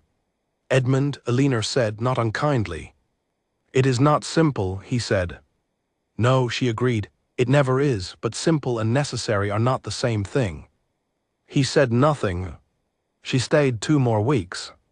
During those weeks she and Myra developed a comfortable friendship that operated at a speed that made Edmund slightly dizzy. Women, he had always thought, could build familiarity in 1/10 of the time it took men, possibly because they were willing to ask real questions. He heard them from the corridor sometimes, talking about things that were not the house or the estate, books, ideas. What Myra had hoped for when she was young, which was apparently to study plants in a formal way, which had not been possible but which she had done informally and thoroughly through reading. What Elinor had found difficult about her own marriage in the early years, which was that her husband had been kind, but had found it hard to see her as someone whose thoughts were interesting rather than merely pleasing. He stood in the corridor outside Elinor's sitting room one afternoon and heard Myra say, in that quiet, direct voice, "I think some men learn how to look eventually. If they are honest enough to notice they have been looking wrong." He did not know if she knew he was there. He turned around and went back down the hall. He sat in his study and thought about that for a long time. He had been looking wrong. He had spent a year looking at her through the lens of what she was in relation to the contract, the arrangement, the practical solution, rather than as the person who had arrived with a single trunk and bad shoes for the gravel and had, within 15 months, made his house alive. He thought about what it would mean to start looking right. He started that same week with small things. This was not strategy, it was just what happened when the intent was genuine but the practice was new. He asked her at breakfast what she was reading. She told him, and the telling led to a conversation that lasted 40 minutes, and that covered, among other things, the question of whether plants communicated with each other through the soil, which she believed they might, and which he had never thought about before and found himself genuinely thinking about now. He asked about Clara, who was now teaching Kit his sums as well as his letters, apparently having decided that this was her role. He asked about the 3 new books that had arrived in the schoolroom, which Myra had found through a bookshop in the nearest town.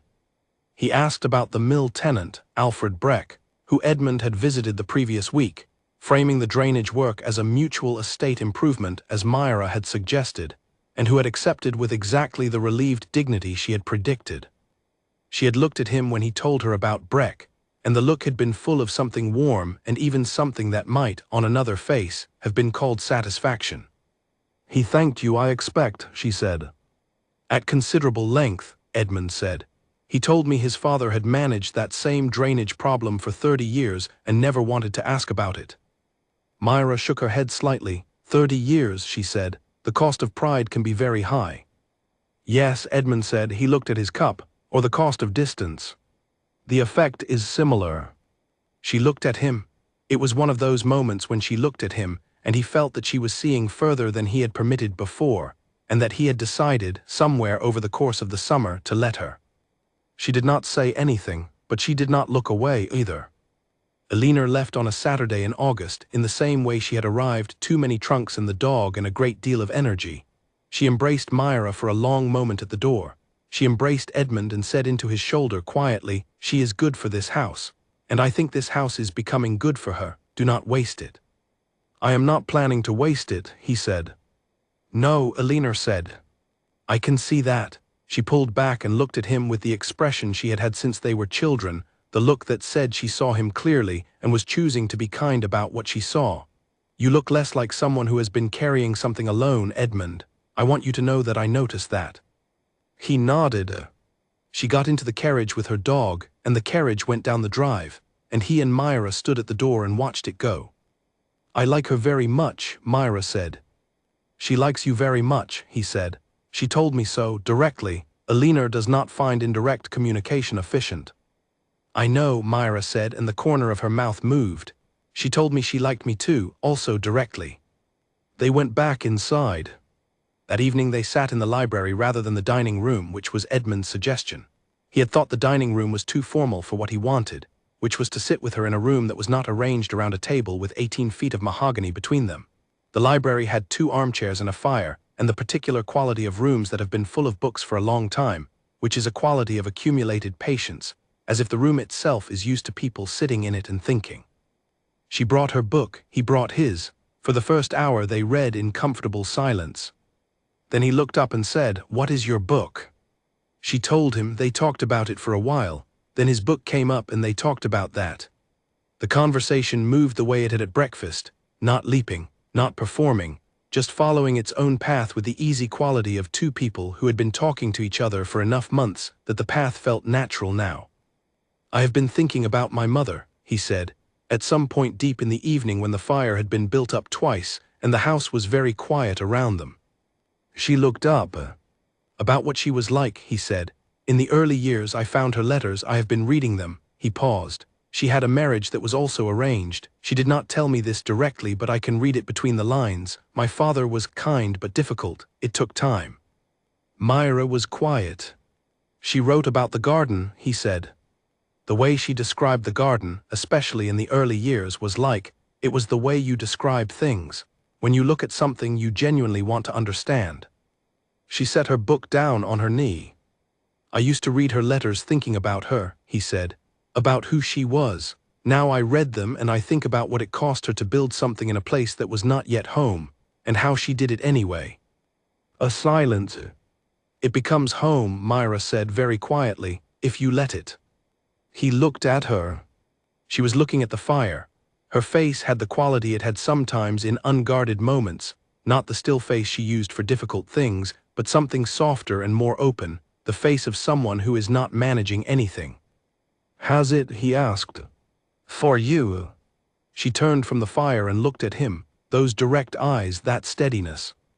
"Yes," she said. One word. She said it the way she said things that were true, without decoration, without preamble, with the simple weight of the honest thing. He held her gaze. "I am glad," he said. And then, because it was not enough, because the evening had this particular quality of openness that felt like the only time he would have the courage, he said, "I have been trying to be someone who deserves that." She looked at him for a long moment. "Edmund," she said, "you have always been someone who could be that. You simply had to decide to be." He did not know what to do with that. He looked at the fire. After a time she went to bed, and he stayed in the library alone, and the fire burned low, and he sat in the particular quality of the late night in that old house, surrounded by books and the faint smell of wood smoke, and the settled quiet of somewhere that had been a home for a very long time. He thought that becoming a person who deserved something was different from becoming something new, that it was more like uncovering what was already there, under everything that grief and fear and habit had built up around it. The way you clear frost from a window, not to change the glass, just to see through it. He went to bed late. He slept deeply, dreamlessly, in the way he slept when the day had contained something real. In the morning the house was cool and quiet and green-smelling from the open window, and somewhere down the corridor he could hear her moving, the quiet footsteps, the early morning quality of them, already heading toward the garden. He got up. He thought about the peaches, about the spring that was still months away but that he could already see in a way that was new for him because he was thinking past the immediate for the first time since December of the year before. He was thinking about next spring, and the one after that, and the south-facing wall warm in the afternoon, and the first small fruit forming on a branch that they had planted together. He got dressed and he went downstairs and he went out to the garden in the early morning, and she was there as she always was, and she looked up when she heard him on the path and she did not say anything, she just looked, with those clear and direct eyes, and moved over slightly on the path so that there was room for him beside her. He walked beside her. The morning was very still, the birds were beginning. The roses along the east wall were done for the summer but they had left their hips, red-orange in the early light, small and bright against the stone. He said nothing, she said nothing. They walked the garden together as the day came in. The old chapel at Westhaven Hall was at the end of the east corridor, past the schoolroom, past the door that led to the servants' stair. It was small, built for a household, not a congregation, and it had not been used in any regular way since Edmund's grandfather's time. The family had attended the parish church for 3 generations. The chapel had become one of those rooms that old houses accumulate, rooms that are not closed off exactly, just set aside, unused, preserved in a particular moment. Edmund had not been inside it in years. He was not sure, on the Thursday morning in late September when he walked past it on the way back from the east corridor, where he had been looking at a plaster crack the steward had brought to his attention, whether he would have stopped at all, except that the door was not fully closed. It stood open by about 4 inches, and through the gap a thin bar of morning light came from the chapel's high window, and through the gap he heard her voice. He stopped. It was not her household voice.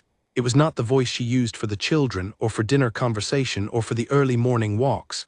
It was lower than all of those, quieter, more open.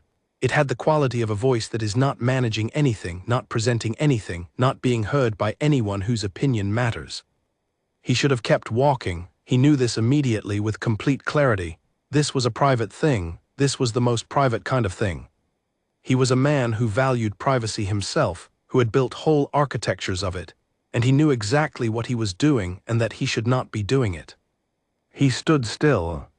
He stood still because the sound of her voice in that quality, unguarded, unperformed, was something he had never heard before, and his feet simply stopped. She was praying. He could not make out every word. The stone of the corridor absorbed some of it, and the chapel door was only 4 inches open, and he was not leaning in, but he caught enough. He caught phrases. He heard his name. She was praying for him. Not for herself, not for the marriage, not for the house or for the estate or for any of the practical things that a person in her position would have had every reason to be concerned about. She was praying for him. She was saying his name, Edmund, in the middle of something that was about him, about his grief which she named. She said the word grief plainly without softening it, the way she said things that were true. She said something about the weight of the title and about the year his mother had died and about the way a person could be very alone inside a full house. He leaned against the corridor wall. She did not know he was there. She was speaking in the complete privacy of a person who believes themselves entirely unheard, and her voice had the quality of someone who had been doing this for a long time, not urgently, not in crisis, but with the steadiness of a habit, as if this were something she came to regularly. As if he were something she brought here regularly, to the small chapel with the high window, and laid down. He heard her say something about wanting good things for him. She said it simply, without asking anything for herself in the same breath, without placing any condition on it. Good things for Edmund. He was a man who had not cried since the funeral in November of the previous year, and he did not cry now. but something in his chest did something that he could not describe in any other way than as breaking open, not painfully, not catastrophically, but the way a window breaks when the latch that has kept it closed is finally lifted. A release, an opening, the feeling of air that had been held for a very long time being let out. She had been praying for him. Since when? He did not know. He tried to calculate, standing in the corridor with his back against the stone wall and the thin bar of light coming from the chapel gap. She had been here since December. This was late September. That was nearly 10 months. Had she been coming to this chapel for 10 months? Had she been bringing his name here regularly in the quiet of mornings when the house was still and there was no one to see it and nothing to gain from it? She did not know about the corridor. She did not know about him standing here. She was not doing this to be seen. She was doing it because she had decided, somewhere in the quiet of herself, in the place she made decisions without announcing them, that this was what you did for someone you were responsible to. You brought their name to a quiet place, and you prayed for their good. He stayed in the corridor for a long time after her voice stopped. He heard the small sound of her getting to her feet. He heard the creak of the chapel door as she moved toward it. He pushed off from the wall and walked, quietly and quickly, back down the corridor toward his study, and he was around the corner by the time she came out. He sat down at his desk. He did not pick up a pen. He did not open a letter. He sat at his desk in his study in the late September morning, and he thought about what he had just heard, and he tried to find the edges of it, and he could not. He was a man who organized things. He organized accounts and estate matters and correspondence and his days, and as much as possible his feelings about things. He had a particular ability to look at a difficult thing from several angles and arrive at a clear picture of what it required. This was, he had always thought, a useful quality. It had served him well in management and in meetings and in the long gray year of his mother's illness. It did not serve him now. There were no angles on this that came out to anything other than the same thing, which was that she had been caring for him in the most private and unwitnessable way possible for the entire duration of their marriage, and he had spent the first year of that marriage building a careful distance from her, and the fact of the two of these things existing at the same time, side by side, in the same house, running parallel to each other for 10 months, was almost more than he could think about all at once. He had signed the contract on the worst day of his life. She had come to his house with one trunk. She had gone into the tool shed and found his mother's notes and followed them. She had sat in a chair in his sick room for 6 nights. She had been in the East Corridor Chapel, bringing his name on mornings when he was asleep. He put his head in his hands, not in distress, not quite in distress, in the position of a man who needs somewhere to look that is not outward. He thought about all the things she had done without asking for acknowledgement. The accounts, the children, the tenant list, the 4 pages, the walks, the roses, the peaches they were going to plant in spring. All of it quiet.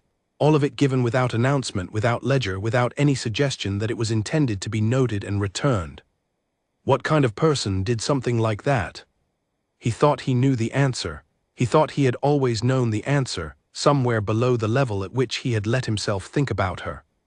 He had known it from the carriage ride home from the wedding, when her first real words to him had been about the roses. He had known it from December, when he had seen her in the garden before dawn with a lantern and twine. He had known, and he had not let himself know, because the knowing would have required him to be different than he had decided to be. He sat up from his hands. He looked at the window. The morning was clear and cool, the particular clear cool of a September that knows it is about to turn, the last of the warmth before October settled in properly. He could see the east garden from here, the roses finished now and the hips red in the light. He thought about what Alina had said, "She is good for this house, and I think this house is becoming good for her. Do not waste it." He thought about what Myra had said to Clara in the orchard, "Some things take time to hear." He thought about her voice in the chapel, unguarded, steady, his name said like something worth saying. He had been the most difficult kind of person to be married to, not cruel, not openly unkind, but absent in the deeper way, the way that is harder to name and harder to bear, the way that says I am here but you do not reach me. She had lived with that for 10 months and had not stopped. She had not withdrawn or become cold or given him back his distance in kind. She had kept coming to the garden and the kitchen and the schoolroom and the chapel. She had kept giving without tallying. He was going to have to say something. He sat with this for the rest of the morning. Not the words themselves, they were not ready. He was not a man who produced the right words quickly when the thing was significant. He needed time. but the certainty of having to say something settled over him and stayed. He went to the estate walk that afternoon with Byrne, who needed his opinion on the new fence posts along the east boundary. He looked at fence posts and discussed materials and agreed to a specification, and the whole time he was there, doing the normal and necessary work of his estate, the thing he had heard in the chapel sat in the center of him and did not go away. He came back to the house, he went upstairs, he changed, he came down. She was in the library when he passed the door. She was writing, which she often did in the late afternoon, a letter or accounts or something for the schoolroom. She looked up briefly when she heard his step, and she said in the ordinary way, "Good afternoon," and he said in the ordinary way, "Good afternoon," and he kept going down the hall. He stopped. He turned around. He went back to the library door. She looked up again.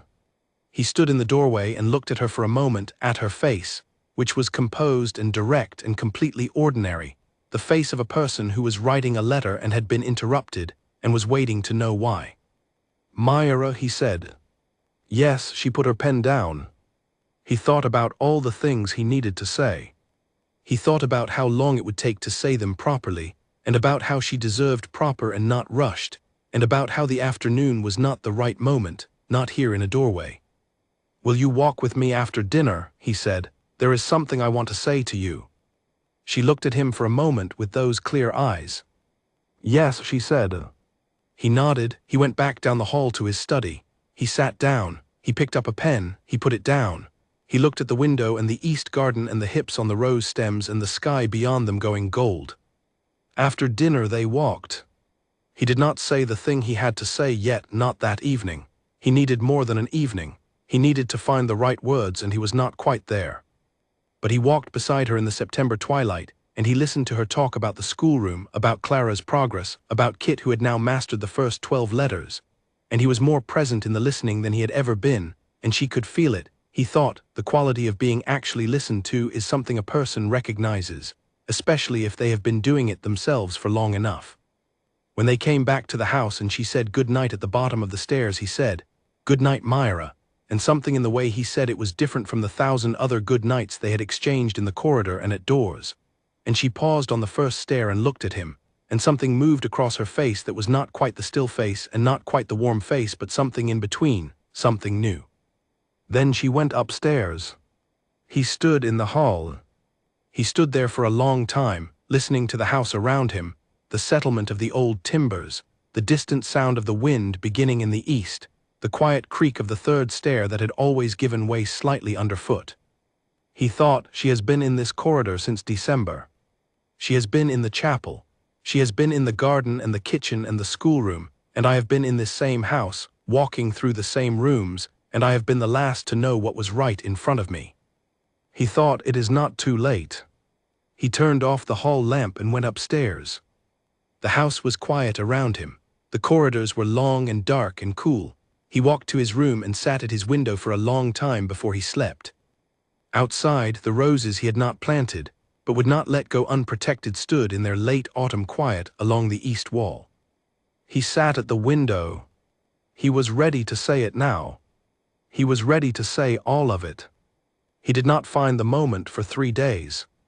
This was not hesitation in the way he had hesitated before, not the deliberate withholding of a man who was choosing distance. It was the particular difficulty of trying to say something true and important in a way that was adequate to it. He was a man who used words carefully, who treated language the way he treated the estate accounts, with attention to accuracy, and the thing he needed to say to her did not have a straightforward accounting. It had layers. It required him to go back before he could go forward, and going back meant saying things about the first year that were uncomfortable to say. He thought about it, he arranged it, as much as one can arrange this kind of thing.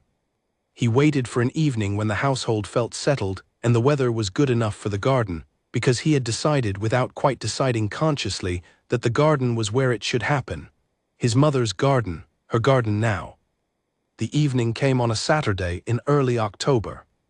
Dinner was quiet and good. The cook had made something with apples from the orchard, which Edmund noted with a private feeling he could not have named. After dinner he said, "Come to the garden, it is still warm enough." She looked at him. "I have not forgotten," he said, "what I said I wanted to tell you." She set her napkin aside. "No," she said.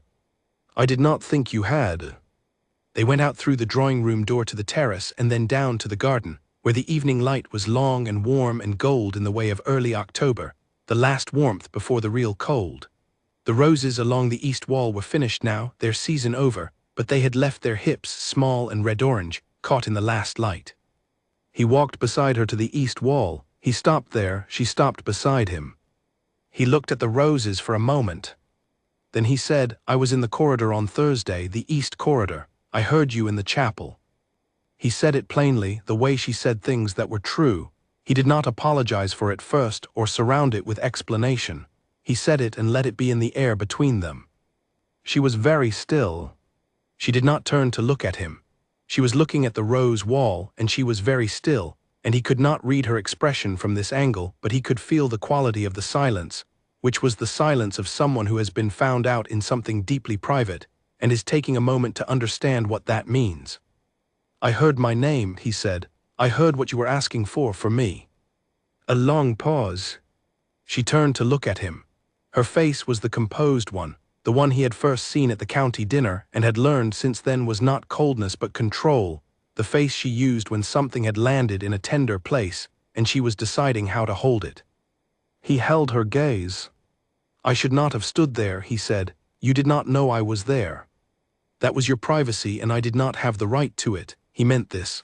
"But I cannot unknow what I heard, and I could not go on without telling you that I heard it." A breath then from her. "How long were you there?" "Long enough," he said. She looked at the roses. Something moved in her face, not the still face, something else, something that was working through several things at once. He let her have the silence. He was learning this from her, that some moments needed to be let alone. When she spoke, her voice was even but not quite its usual even. There was something more fragile in it, which he was careful with. "I have been going to the chapel since the first month," she said. "I went the first time because I did not know what else to do with some things. And then I kept going because it helped." "What things?" he asked. She was quiet for a moment. "Being new somewhere," she said, "being uncertain, whether I was doing the right things, whether the house was," she paused, choosing her words. "I wanted it to be a home. I was not sure if I had the right to try to make it one. I was not sure if that was part of what had been agreed." He stood very still. "I came to the chapel and I left those things there," she said, "because I could not carry them all the time and there was nowhere else to put them." He thought about the first year, about her arrival in December in the cold with her one trunk and her sensible composure, about the 18 feet of mahogany at dinner, about the months he had been in London, about the county dinner, about all the ways he had been present without being present. "I am sorry," he said. She looked at him. "For the first year," he said, "for the distance I kept, for not making it easier to answer the question about whether you had the right to make this a home." He met her eyes. "You had the right. You had it from the first day and I made it impossible to feel that and I am sorry." She looked at him for a long moment. "Edmund," she said. "Let me say it properly," he said. "I have been working out how to say it for 3 days and I would like to say it properly." The corner of her mouth moved, not quite a smile, the beginning of one. He looked at the roses because looking directly at her, while he said this, was slightly more than he could manage.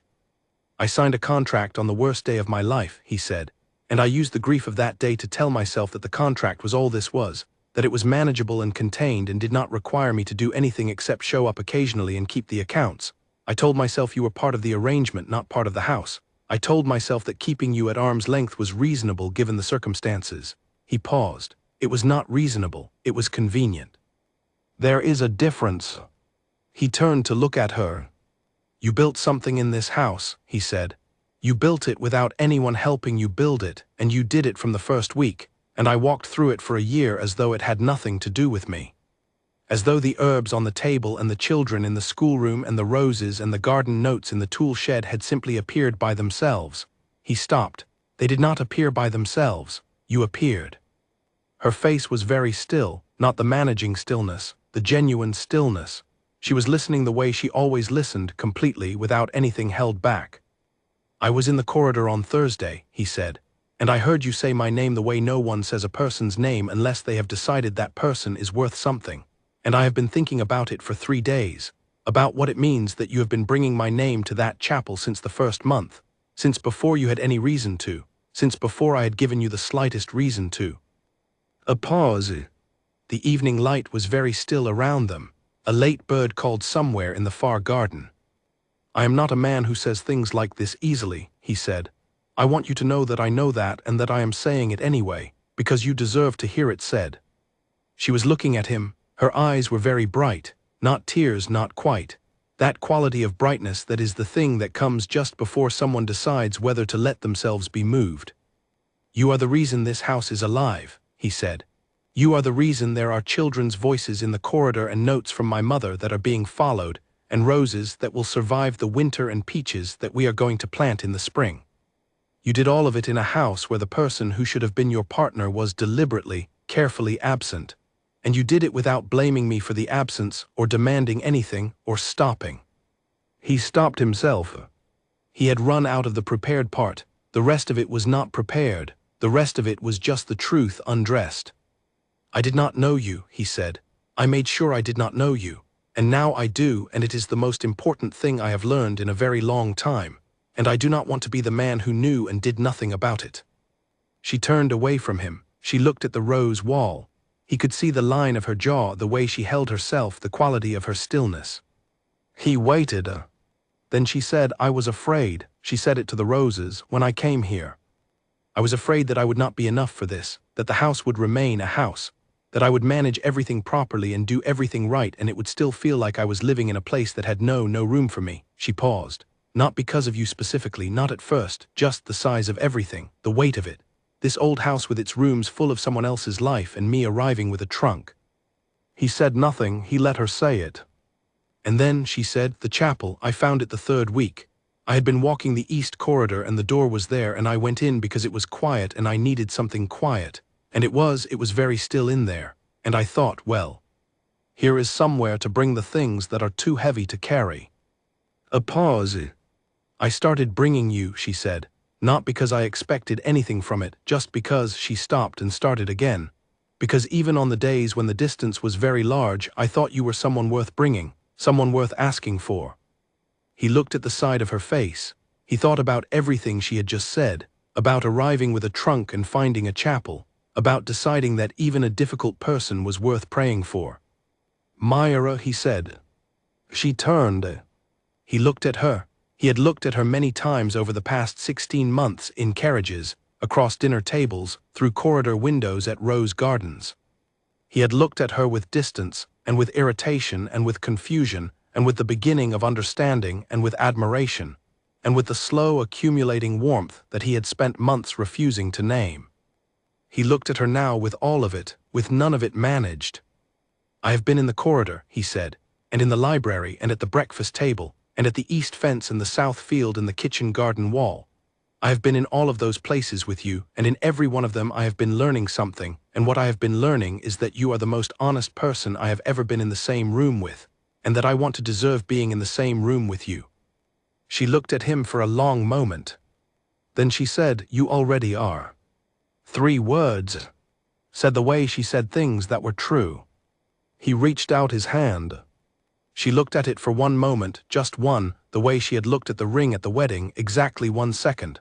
Then she put her hand in his. Her hand was warm and real and exactly the right weight, and he held it, and they stood in the east garden in the last of the October light with the roses at their back, and the house behind them, and the long year between them that had not vanished and would not vanish. That sat between them, solid and present, the full distance of everything it had taken to cross it and arrive here. He was not a man who moved quickly. He was not a man of easy words or natural warmth. He was a man who had been shaped by loss and distance, and the particular solitude of loving people quietly and too late. He was holding her hand in the garden. It was enough for now. It was more than enough. The evening settled around them, the birds gone quiet, the light going gently, the old house at their backs with its lit windows and its rooms full of things that were slowly, imperfectly, truly becoming theirs.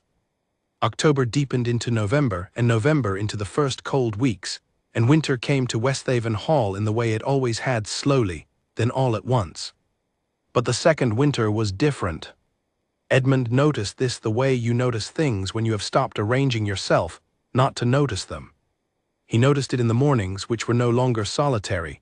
He still woke before the household. This was a habit of many years, but now he came downstairs to find her already at the kitchen table with her cup and her correspondence, and instead of adjusting his route to avoid the kitchen, he went into the kitchen and poured his tea and sat down.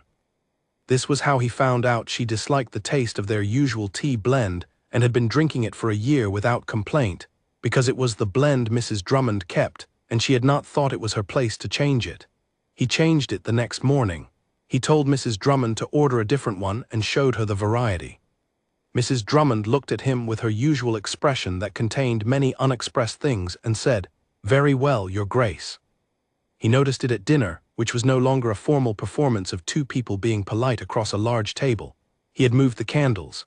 The 18 feet of mahogany was the same table it had always been, but they sat closer now, not side by side, that would have been strange, but at corners of the table rather than at the far ends, and the distance between them was something that conversation could bridge without effort. She talked more easily now. He thought she had always had things to say. He thought she had always been the kind of person who had things to say, and that a year of not quite knowing whether what she said was wanted had taught her to hold much of it back. The holding back was lifting. He could watch it lift, over the weeks of October and November, as she tested the ground and found it solid and brought out more of what she thought. She had opinions. He had suspected this. He had not known the full scope of it. She had opinions about the management of the South Field that were better founded than his stewards. She had opinions about the books in the library, which was a collection of 300 years' worth of accumulation, and had, she felt, some significant gaps that could be filled if they approached it systematically. She had opinions about the county school situation, which extended beyond Clara and Kit and the two brothers, and had begun, in her mind, to include a question about whether there was a way to establish something more formal in the village. This last one became a conversation that lasted not just one dinner but several, extending over the course of a week, picked up and put down and picked up again. He listened. He asked questions. He pulled out a piece of paper one evening and they spent 2 hours going through what it would actually take. The building, the funding, the teacher, the curriculum, whether the estate could bear the initial cost and what the ongoing model would look like. It was the most engaged he had been in an evening in a long time.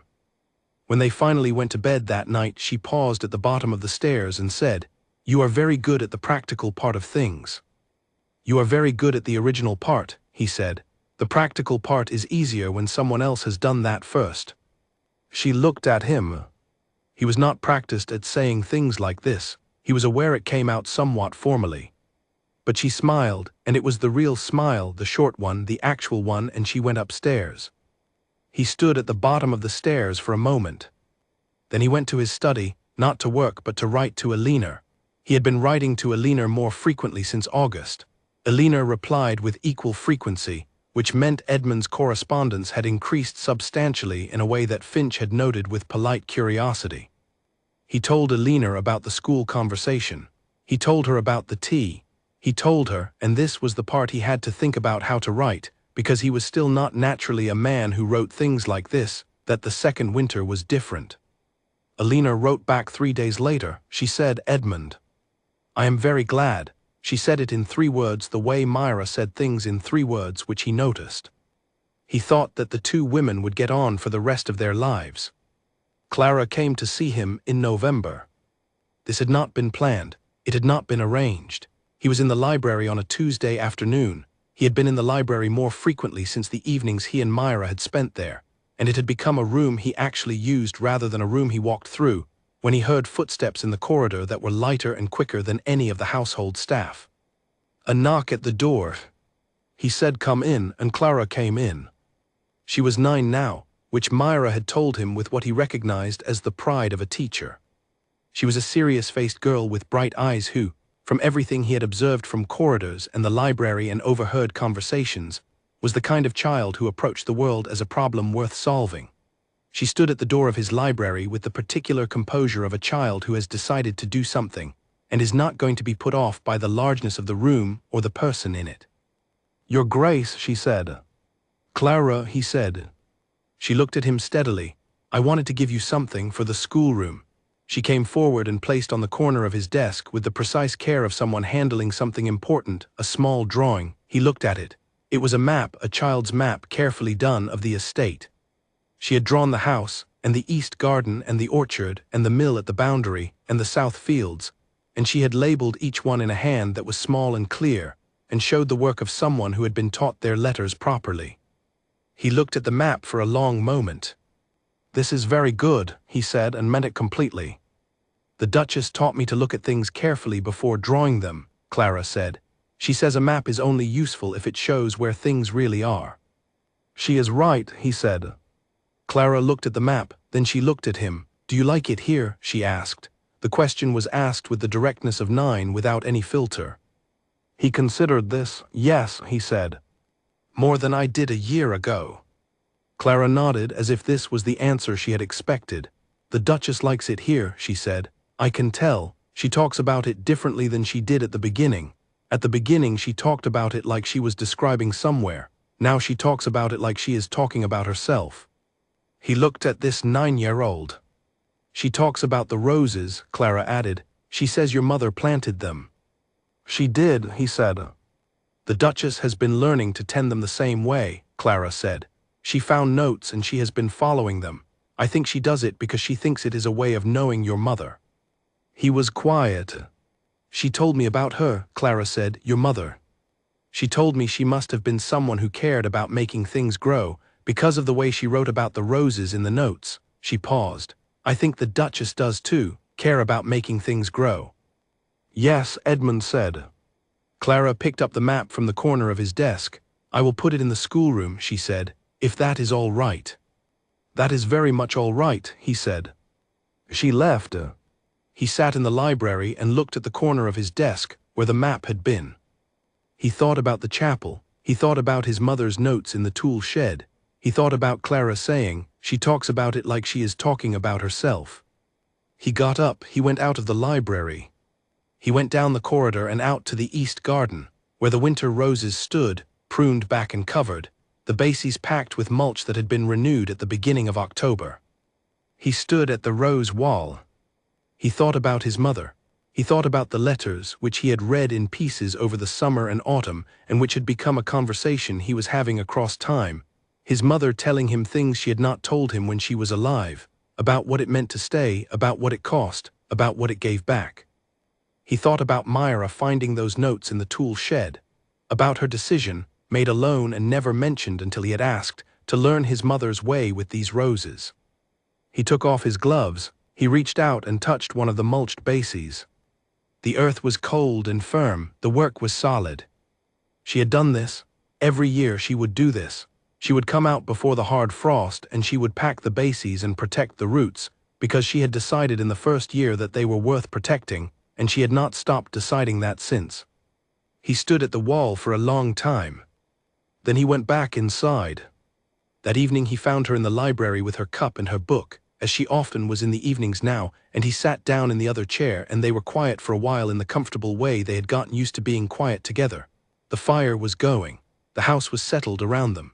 Outside, the first of the proper winter wind had arrived and was moving against the windows without getting in. She looked up at some point and said, "Clara came to see you today." "Yes," he said, "she brought a map." "She worked on it for 2 weeks," Myra said. "She would not let me see it before it was done." "It was very good," he said. "She drew the mill at the east boundary and the orchard. She labeled everything." Myra smiled, the real one. He looked at her. He thought about all the things Clara had said in the library, about how Myra talked about the house now like she was talking about herself, about the roses and his mother's notes, and a way of knowing someone through the things they tended. "I want to ask you something," he said. She looked up from her cup. "The chapel," he said. "Do you still go?" A pause. "Yes," she said. "This week?" "This morning," she said. He nodded. He was quiet for a moment. "I went to the east wall today," he said. "After Clara left, I was looking at the roses, the mulching you have done for winter." He paused. "I found my mother's notes some months ago in the box in the library with her other papers. There were notes on the roses specifically. She wrote that they needed a particular kind of care in November. The roots need protection before the first hard frost, and the protection needs to be renewed, not left from year to year. He looked at the fire. She wrote it as if it was obvious, the way people write things that are obvious to them, as if anyone would know that you don't leave last year's mulch and call it done. Myra looked at him. I found those notes, she said quietly. They were in the tool shed. I must have found the same ones. Yes, he said, I thought so. She was quiet. My mother was very particular about those roses, he said. She talked about them the way she talked about things she loved, not sentimentally, practically. She had specific reasons for everything she did. She knew what worked and she had learned why it worked. Myra was looking at the fire now. When I was young, he said, I used to sit at that east window in the morning and watch her in the garden, very early before everyone else. She would be out there with gloves and whatever tool she needed, and she would just be in it, in the garden, the way you are in it. She turned and looked at him. The way you were in it from the first morning, he said. From that first December when I saw you out there with the lantern, I did not say anything. I watched you from the window and then I turned away and I did not say anything for a year. He met her eyes. That was the first thing I should have said something about and I didn't. I would like to have said it then, but since I didn't, I am saying it now. She was very still. Thank you, he said, for all of it, for the first morning, for the chapel, for the notes and the mulching and for teaching Clara and for the 4 pages and for sitting with me when I was ill, for all the things you did in the year when I made it very difficult to do them. She held his gaze for a long time. Then she said, Edmund, I did not do those things for you. He blinked. I did them for me, she said. Because they were the right things to do, because I needed somewhere to put my care, because a garden needs tending whether the person who owns it is present or not. A pause. And because I thought that if I kept doing the right things, eventually it would feel like home. And does it, he said. She looked around the room, the fire, the books, the 2 chairs that had become theirs over the course of the autumn, the window beyond which the winter garden was dark and quiet and protected. Yes, she said, it has for a while. He looked at his hands for a moment. I want to ask you something else, he said. She waited. The chapel, he said, this morning was I still in it? A pause, then yes. I would like to come with you, he said. Not to, I don't want to intrude on something that is yours, but I would like to go to that room, with you, if that is something you would permit. She looked at him for a long moment. Edmund, she said. Yes. You don't need to ask my permission to go to a room in your own house. No, he said, but I am asking something more than that. She was quiet. He looked at her steadily. She said, yes, you can come. They were quiet after that. The fire burned low and he built it up again, which he did more often now, small things, physical small things, being present in the space they shared in the ordinary way of people who have decided to share it. She poured herself more tea and did not pour his without asking this time. She asked first and he said yes. They read. After a time she put her book down and looked at the fire. My father once told me, she said, that a marriage was a building project, that you could not know what you were building until you had been building for a year. He looked up. I thought that was a very practical way to think about it, she said. I was 22 and it seemed cold to me at the time, but I think now that it was not cold, I think it was honest. She looked at the fire. We built something this year, not without difficulty, not without cost. She looked at him, but something real. Yes, he said.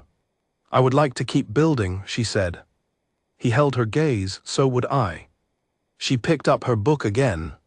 He picked up his. The house settled around them, the old beams, the long corridors, the east garden outside with its winter roses, the schoolroom at the end of the corridor with its books and its globe and its child-drawn map, the chapel with the high window, the kitchen with its new tea, the south-facing wall waiting for spring. He thought about his mother's letters and about what she had written in the first year of her own marriage, that the hardest thing about beginning somewhere new was not the strangeness of it but the patience required to let it stop being strange. That you could not force a place to feel like yours. You could only stay in it and tend it and wait. He had stopped waiting for the wrong reasons. He had been waiting for the house to be less than what it reminded him of, less his mother's, less his father's, less the place where the grief had happened. He had been waiting for it to be neutral, to be manageable, to be something he could have without it costing him anything. Instead, it had become something else entirely. It had become hers as much as his. and in becoming hers it had become something it had not been for a long time. Home not in the soft and easy sense, in the true sense, the place where the things that mattered were, the place where you returned to. He looked up from his book. She was reading, the lamplight was on her face and her hands and the page she was on. She was completely absorbed, the way she absorbed things she found genuinely interesting, with that quality of full presence he had first found disconcerting and now found, he sat with the word for a moment, wonderful. He looked back at his book. He was not going to London next week. He had no meetings there. He had, in the past month, declined 2 invitations to dinners in the city that a year ago he would have accepted without hesitation, not because there was anything wrong with them, but because they were in London and he was here. He was here. The clock on the mantel struck 10. She looked up at it and then at him. "I am going up," she said. "Good night," he said. She rose. She paused at the door, the way she had paused at the bottom of the stairs after the garden evening in October. She looked at him over her shoulder. "Good night, Edmund," she said. Not the way she had said it in December a year ago, not the way she had said it for months, carefully, evenly, the good night of someone managing a surface. She said it the way you say a person's name when the name means something, when the person attached to it means something. She went upstairs. He sat in the library for a while longer. The fire burned low again, and this time he did not build it up. He let it go down to coals. He sat in the warm light of the coals in the quieting house and thought about the year that had passed and the year that was beginning. He thought about the contract signed on the worst day, about the girl who had arrived with a trunk and gone immediately to the roses, about the chapel and the lantern and the 4 pages and the tea that had been the wrong kind for a year, about Clara's map and his mother's notes and the mulch at the rose bases and the way the east garden looked in the first morning light when she moved through it. He thought about the corridor, about standing at that 4-inch gap and hearing his name said in a voice that expected nothing back from saying it. He thought about sitting here in this room in the second winter, with the fire and the books and the 2 chairs. He picked up the piece of paper on the side table. He always had paper nearby, and he wrote 2 lines. He did not write them to anyone. He wrote them the way his mother had written her notes about the roses, as information for himself, as a thing that was obvious but worth putting down anyway because the act of writing made it real. He wrote, "She was here before I was ready. She is the reason I am." He looked at the 2 lines. Then he folded the paper and put it in his pocket, and he got up and put the fire screen in front of the coals and turned off the lamp and went upstairs. The house was completely quiet around him. Long corridors, old stone, the particular settled silence of a building that has held many lives and knows how to hold them. He walked to his room at the north end. He passed the hall window that looked over the east garden. He stopped just for a moment and looked out. The garden was dark, the rose wall was dark, but he could see the shapes of the stems pruned and protected for winter, the bases packed solid against the cold, standing in the dark as they had stood through every cold he could remember, and through every cold before that, and through the cold they were headed into now. They would not lose anything to the frost. He went to bed. In the morning he woke early, as he always had. He got up and he got dressed, and he went downstairs, and she was in the kitchen with her cup as she always was, and she looked up when he came in, and the morning was very still and the house was theirs, and it was enough. It was more than enough. It was everything.